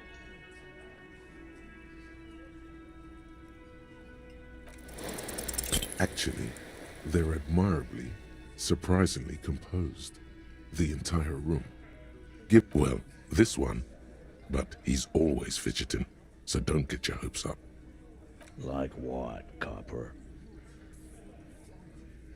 Nothing. Your investigation here is done. Leave Martin. I think we're going to stick around, thanks. Some things don't add up here. I've done this job for long enough to know that people don't just confess to first-degree murder. Good luck with that. You've heard everything a rent-a-cop is gonna hear from us. Real law officials. Rent-a-cop. So that's what this is about. He doesn't see you as his equals.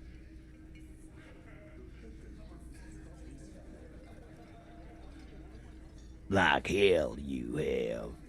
There is no... We'll do that. In the meantime, did you know that there's an abandoned lorry at the intersection that was used to move raw ingredients for drugs from Terminal B to Jamrock? The person driving it was present at the hanging. It was one of you. We've connected the footprints. Detective, do you want to deliver the coup de grâce? No, the thunder is his. Leave it to the lieutenant.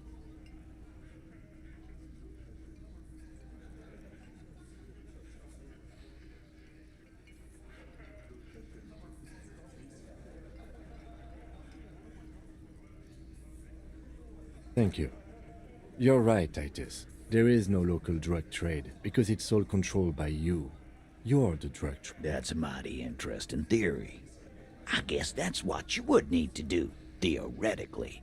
A big, strong, state-run monopoly would outcompete the runts on the street. Yeah, man. Theoretically, that's what you would do. You would need good, trustworthy people to take their place, of course. Hardy men to run such a monopoly. For the good of the community, of course. Boo fucking who. People will all... Yeah, that's what the labor movement is all about. Theoretically, of course. Not quite yet, Mr. Hardy. There were 8 sets of prints on the crime scene. There are only 7 Hardy boys here. My answer is... fuck off. Mind your own business. There is no... Finally, you got something out of him. And here we go. I know! Fatty walked on all 4s. He's so fucking fat he left 2 sets of footprint. Go fuck your mom, Dennis. That's more like it, boys. You heard him. It was Angus on all 4s. Anything else you need to know?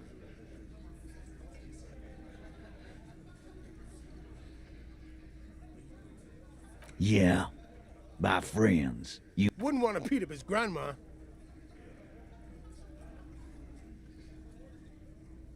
This is what happens if you take the law into your own hands. Let them come. The Hardy Boys are right fuck... You heard the man. Right here. We're armed. Yeah. Well... The mood is on the rise.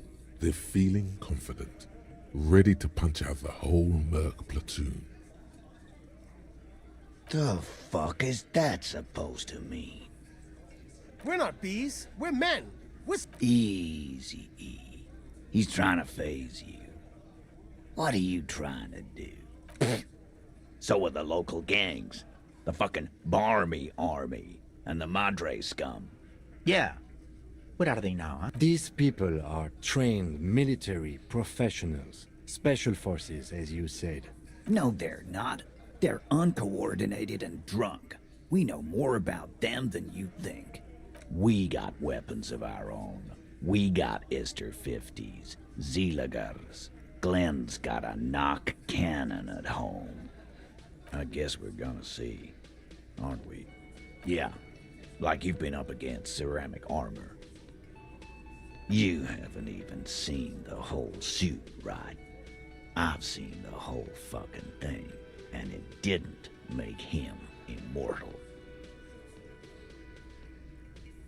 Big fucking surprise.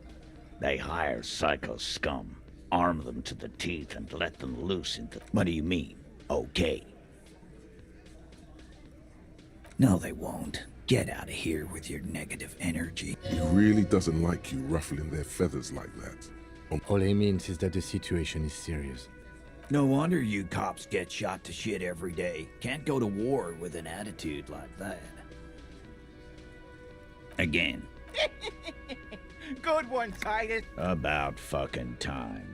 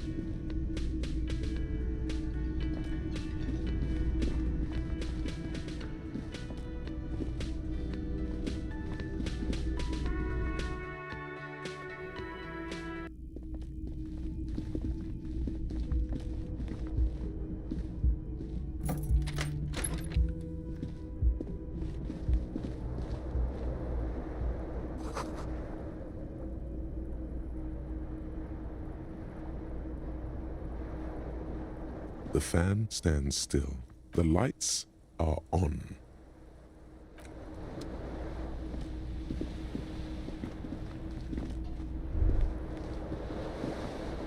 The window stands broken in its frame. The morning light hurts your eyes. It's hazy, but you see the ocean and some war-torn The shards face outward. Whatever broke this window came. A fine web of scarring covers the back of your right hand, but none of it is recent. More likely a projectile than a held object.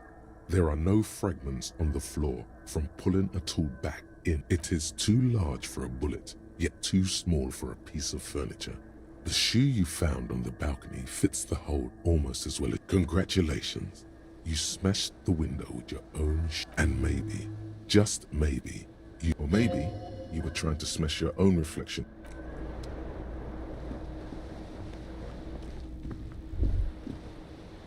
Kim also tries not to look at the pile of taped viscera on the carpet, or the weird suitcase on the hat rack, or the potted plant dying in the corner. But it's all just too morbid to ignore. I can see that.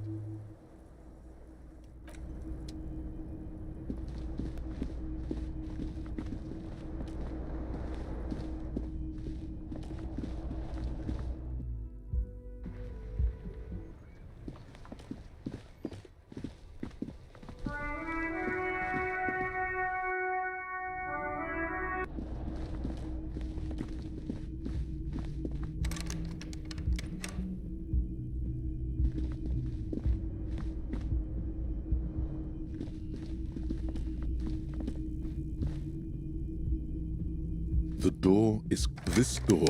Still, the lieutenant gives it. He doesn't like with it. Still, the lieutenant. He doesn't like with it.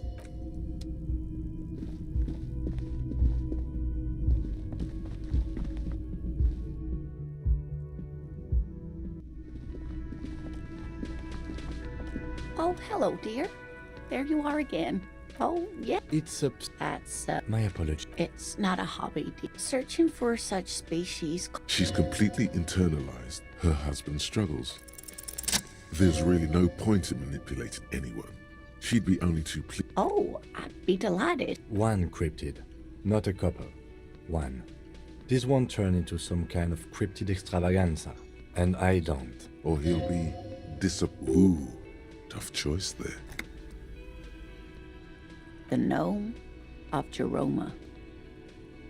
Oh, yes. None of its victims survived. Grieving relatives never even found their bodies because the gnome's venom dissolved. It was reportedly a small creature with webbed fingers and a protruding forehead and an ungainly little thing. A couple of campers found it when it was already dying. They heard an odd wailing in the woods and followed the sound. They were scared and wrapped it in tarpaulin to suffocate it. It still took the gnome of Jeroma an entire day to... If the body of the creature was found, why aren't there detailed illustrations of it in science textbooks? Alas, the first scientist who got his hands on the creature's corpse put it in a jar of formaldehyde. Instead, all the venom leaked out of the creature's teeth and into the surrounding liquid, dissolving the... Alas. Always, alas, and then it was gone. Isn't that overly convenient? Sure, a perfectly good explanation. It dissolved in its... Of course, dear.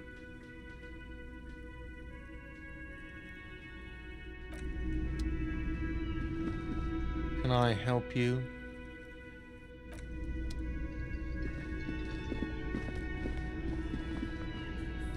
I've got nothing to say to you. I am not. You could be Liz. You could be anything. Even a mod? Glenn, I went to law school. He's right. With a face like that, she could be on the cover of Le Debutante International. The cold look in her eyes. It's not her. She's not a hardy girl. Definitely. What are we going to do to you? You were specifically asked not to say that, and then you said it anyway. The Union isn't going to do anything to you. If anything, it is the RCM who do.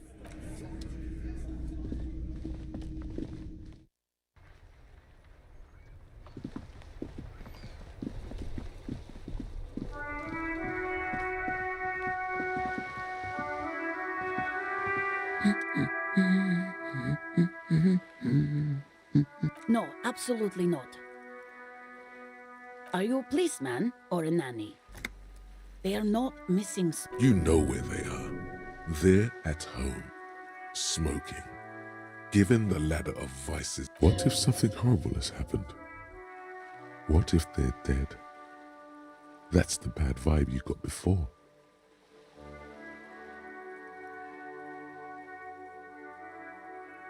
What? That's just... My daughters are perfectly fine. They're with their friends down in Jamrock. They're almost grown up now anyway. They're past the age they need me protecting them from everything now. My youngest girl, Jolie, is just shy of 16. Jenny, she is turning 8. Why do you need to know this?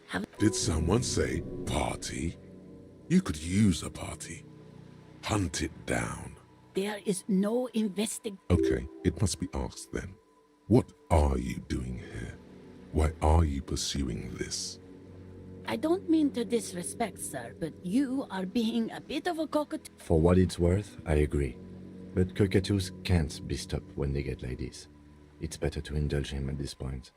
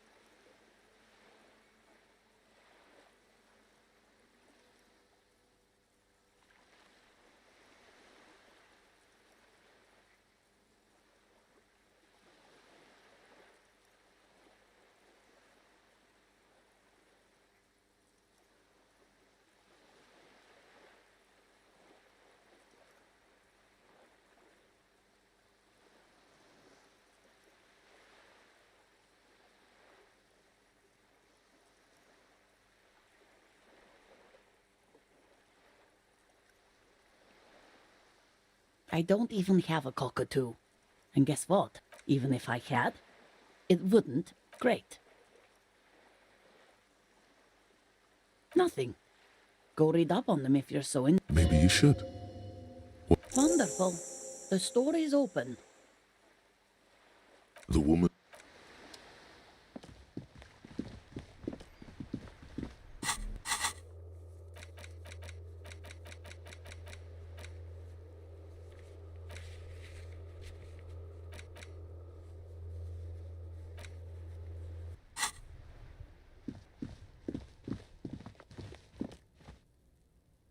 An old East Delta Commerce Center. This must be the name of the doomed commercial area.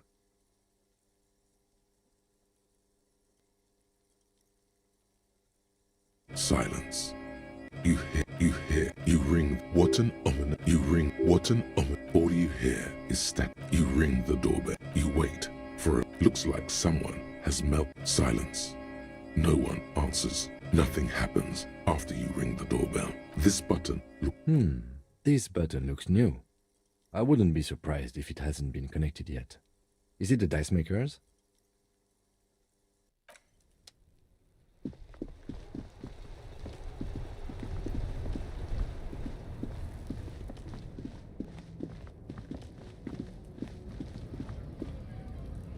Looking for something, Hunt? Come to tell me.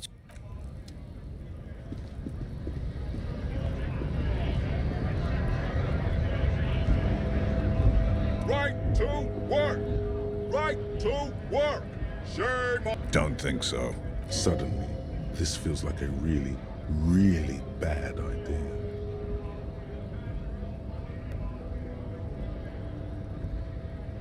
Actually, I think we should maybe even get going now.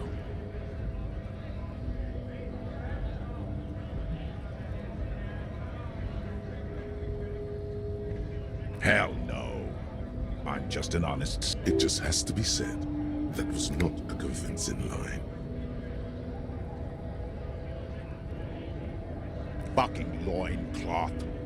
Loincloth? Now you see, that's not really what a scab would say, is it? Better not to press the issue further, sire. He seems tense.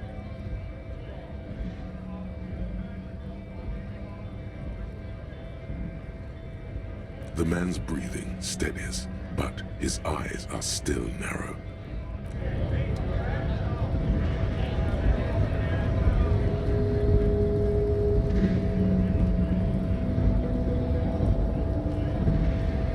Hola, wandering man. Oh, the little boy had a good on his promise. To get me into trouble. To sick the pigs on me, pardon the... What happened? I was asked to look into that armor situation. Official union... Did you? At first I thought, why not? Maybe the pieces can feed the strike. So I went to this boy. He said he'll make me his prison bitch. He's got eyes everywhere, the cops in his pocket. It serves me right for doing menial footwork. I dropped that probe right then and there, and it still got me into trouble. One bad move is all it takes. It's a minor nuisance. He thinks, not yet. Better to get this business out of the way. I learned that people don't want to talk to a drunk union man about... What else? Not much. Technical stuff mostly. That was the interesting part. I did some research into this armadura. Let's say I have friends at the library. I didn't get into the material science, just how it comes off. How does it come off? In parts. 4 in total. The helmet was the first to go. The kid says he tore it off and kicked it into the sea. I believe it. The boots were still on the guy last. So, as I count, there are 2 parts missing. The gauntlets and the cuirass. This is where I left off. Too much hassle. More like a job for some militia. Oh, they're just gone. They don't exist anymore, if they ever did at all. Forget about them. I did.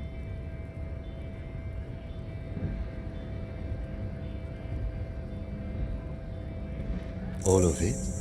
There are junior officers out there, eager to prove themselves. And Mesqui's epic then. All up, no problem. He is sincerely grateful he is not tracking down pieces of armor right now.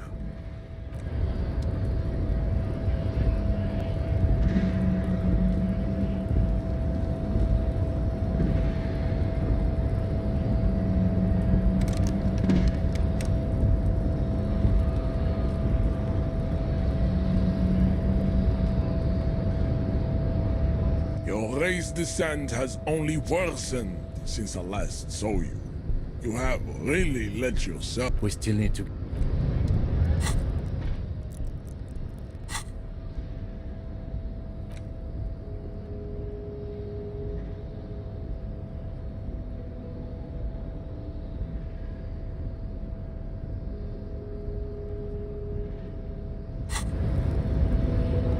Your race this... I think that will be there. They're always... Race is reality.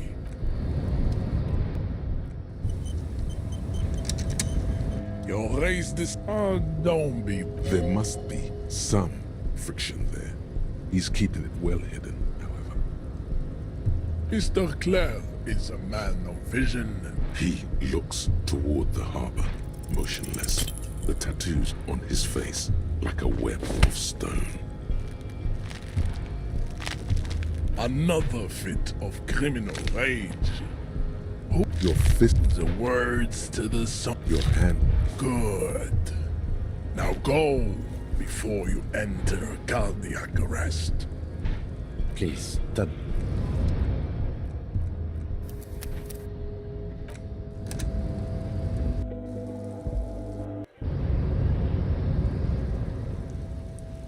Your race descent has only worsened since I last saw you.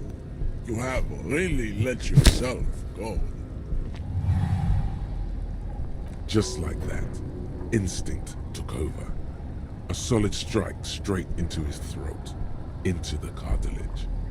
You could swear you felt the soft palate break. The man is reeling, gasping for air. All you hear is a small gurgling sound as a trickle of blood appears on the man's lip.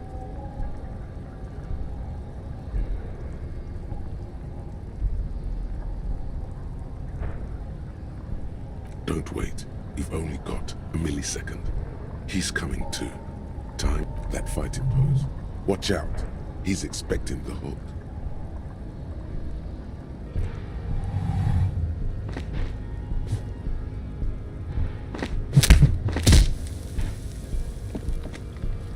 The man lands with a dull thump, like a broken down puppet of muscles and sinew. For a moment, he still tries to keep his head up, dazed eyes looking at you with unimaginable surprise. To your left, as you slam your fist on the button. Looks like you're the new measurehead now. Her voice is surprisingly calm. No one is the new measurehead. Let's go.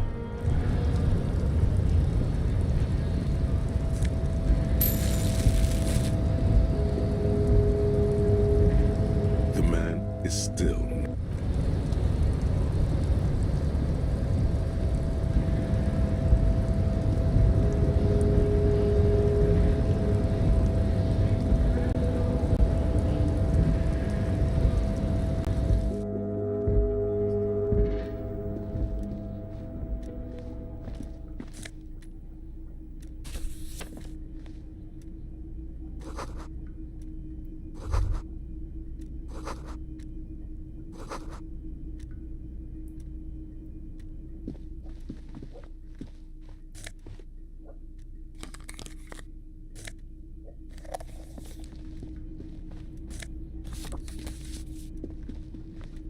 On second glance, someone has forgotten to properly close. It's unfortunate for the Union to just leave... Let's see what's inside. The drawer opens smoothly.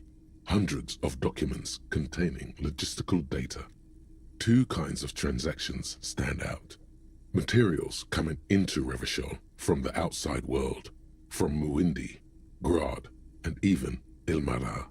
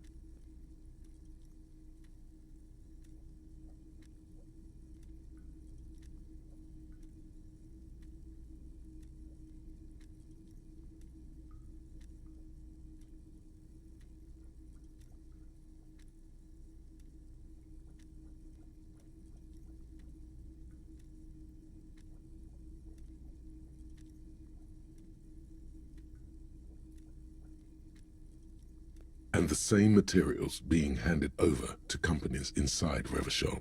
Cool. It's hard to make sense of this thicket of company names, dates, quantities, and percentages. Look how blurry all the lines. Hermeneutics was almost within your grasp, but now only vague. Is that what you're doing with those photos over there? Right. This is probably not relevant to our case. The drawer.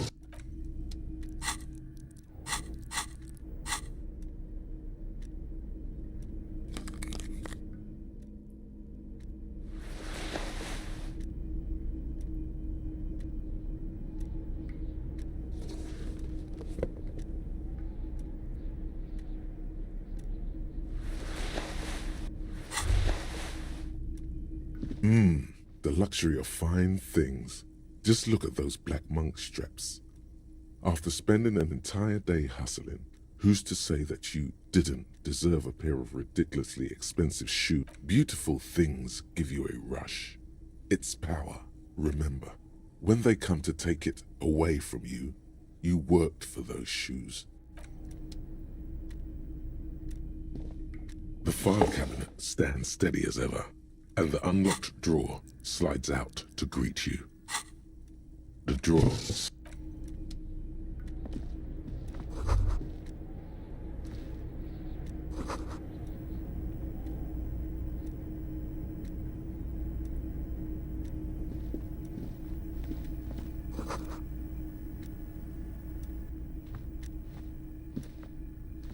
An imposing combination of a punch clock and a payphone. The machine swallows your coin and seems to be waiting for your next move.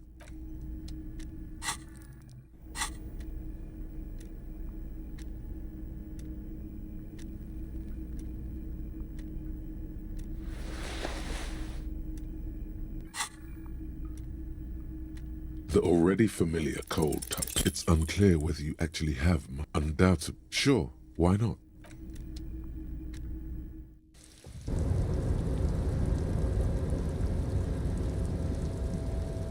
Looks like someone left his tarpaulin cloak hanging on the railing here. This is your cloak. You can... Yes, it does bear the RCM insignia. The service cloak.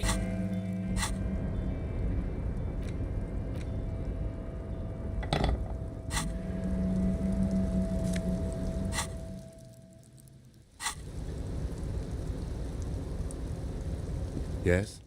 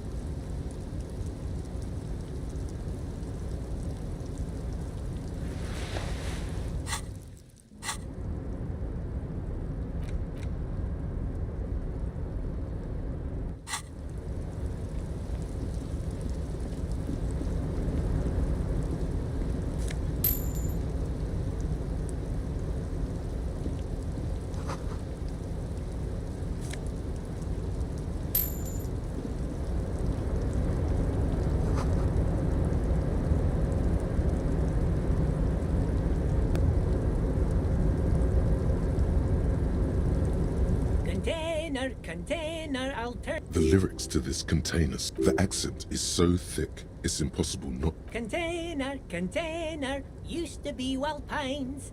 The look in his deep blue eyes is as sincere as you've ever seen. Kind of makes you feel like an arsehole for... I see you are not a union man, mister. Did you get lost? You're not one of them scabs, are you? I mean, I don't personally mind. Folks is just folks, you know, and folks gotta eat. Just some of the other guys don't look too kindly on the scabbing kind, if you know what I mean. Oh, that one. That should be empty as far as I know. Lots of... Oh, yes. People say us Ubies are up to all sorts of trouble. Thank you for clarifying that, sir. Oh, you want Mr. Everhart then? He's an awfully nice fellow, he is. Him and his brother are both nice fellows. They've lived their entire lives in this here neighborhood. Guys like Mr. Everett and Mr. Edgar, his brother, are real good guys. Made Martinez what it is today. Mr. Everett and Mr. Edgar and I went to the same school, we did, when we were... Oh, Mr. Everett is where he always is. In his office. Oh, I'm just making some covers for them containers here. Yes, I am. Yes, I am. So it's easier for the crane operators to spot them.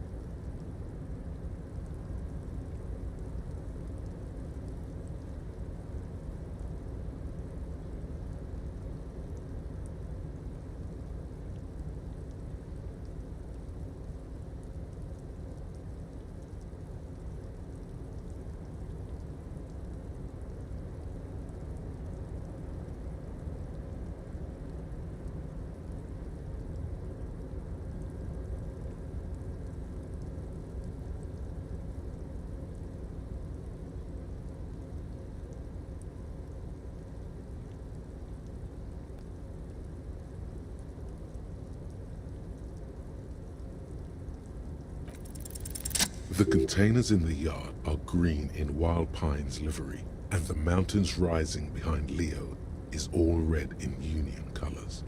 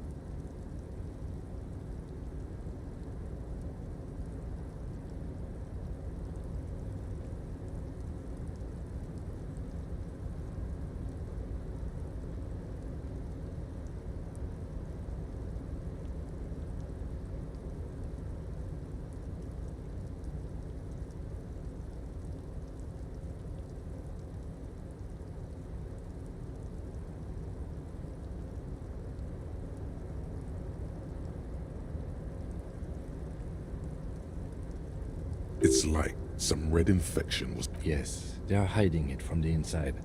All the red containers have the Debarders Union logo. No, not really. Mr. Everett doesn't tell... Oh, no trouble at all, mister. No trouble at all. Oh, we're on a strike. So no one? Not everyone is, but Titus and his boys got into some drunken trouble and Everett sent them on a nice vacation.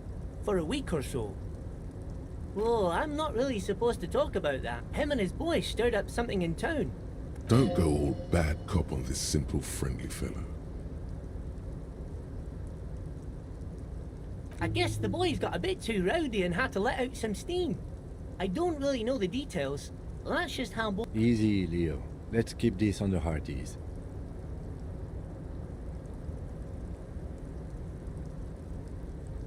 I remember I was the runt of the class.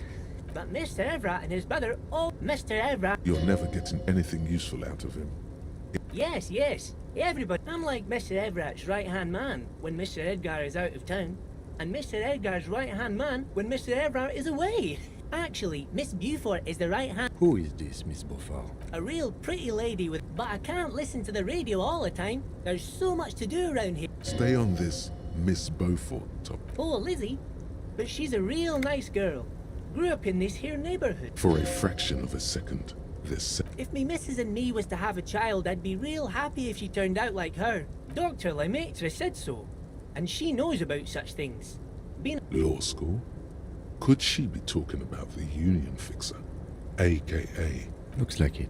I'm not sure what a fixer is, but she... Bye-bye.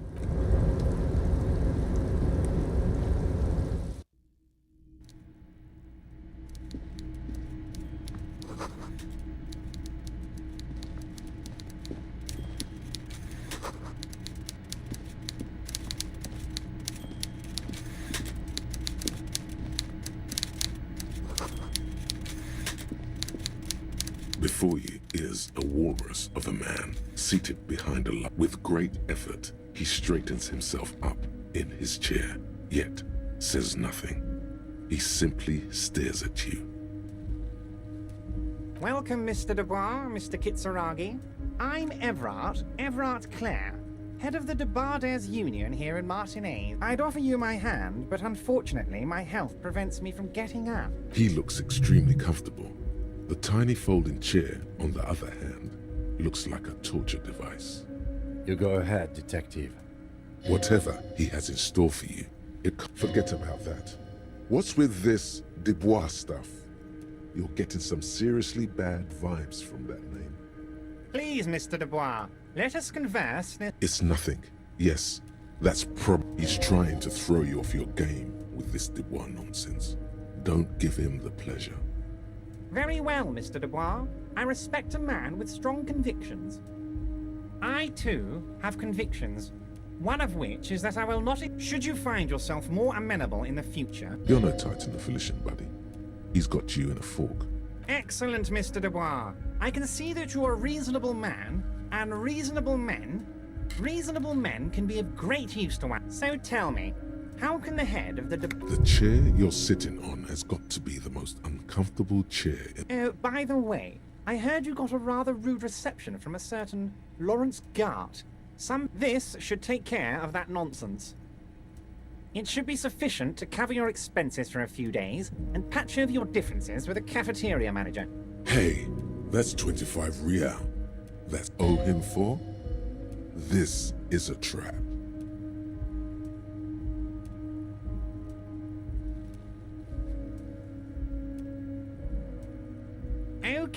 Okay.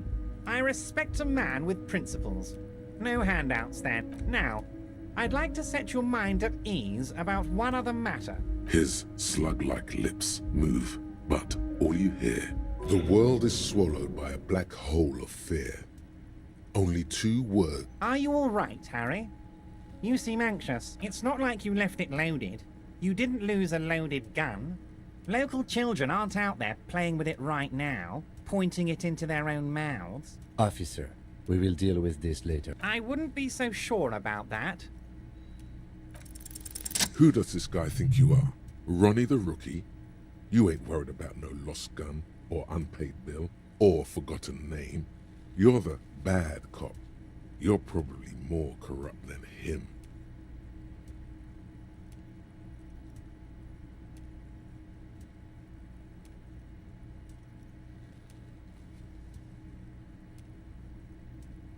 Fuck yes, you're part of the old guard. Summon a smile on your face. A big shit-eating grin like the fat man does the same, sinking deeper into his chair than one would think is physically possible. Good.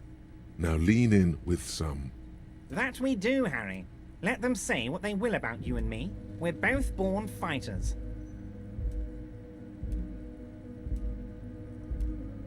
Why, thank you. It's always nice when... That's it. Now kick back and add a final flourish for dignity.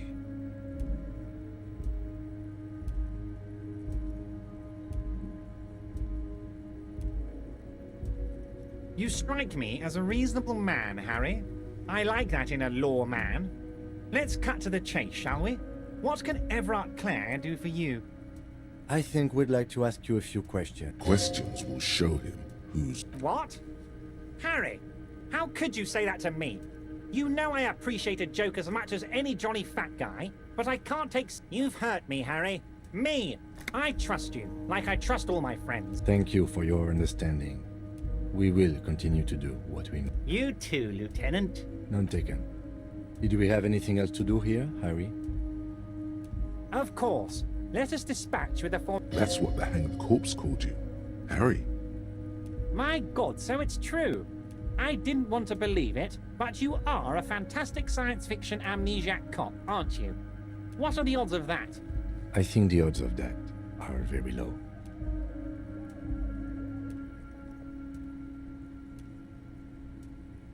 So good to hear that. Words flow like a river of honey from... Are you trying to tell me you've gotten hold of some of our documents? Mr. Kitsuragi, would you mind? Me and Harry are talking about his lost identity. Don't just jump to the folder. That's not smart. Shows you're on the edge. Do some probing first.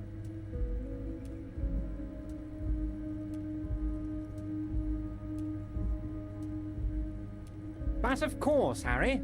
Family? Harry, you're not a family man. There's not one peep of family in here. Unless you think you're a family man. Well, yes. I'm sure you're going to make one little boy or a girl very happy and proud one day, Harry. Well, Harry, if I were to sum you up in one word, it would be apologetic. Yes. You seem to be. A lot of the time. But right now there's... this... I find that very suspicious. I'm afraid this is meant for Union eyes only, Mr. Kitsuragi. Everard's large hands are covering the folder. Oh, Harry. I'm sure it's not that bad. At worst, he has an old RCM folder. So how about it, Harry? You need assistance, I presume? It's Harry. Harry Dubois. You feel like a Dubois, but you don't feel like a Harry. Strange. Sure, okay. Mr. Kitsuragi doesn't seem even slightly empathetic to your Of course, Harry, of course.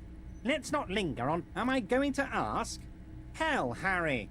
You spin-kicked my strongest man in the face. Would you ask a man like that how he got into your container yard? It was a figure of speech, Harry. Anyway, I assure you, I am a very well-informed... Yes, your lost gun. My best men are on it. Your gun will be found, Harry. Let me assure... The only way to find it seems to be working with him. Who knows? Only one thing is certain. If you work with him, you're going to get it back. And working with him might be the only way... Harry, kids could be playing gun roulette with it. I assure you, we are working on locating the missing sidearm as well. The lieutenant is concerned about the lost gun and feels that the fact you haven't prioritized looking for it is unfortunate, if inevitable, and doesn't put the RCM in a good light.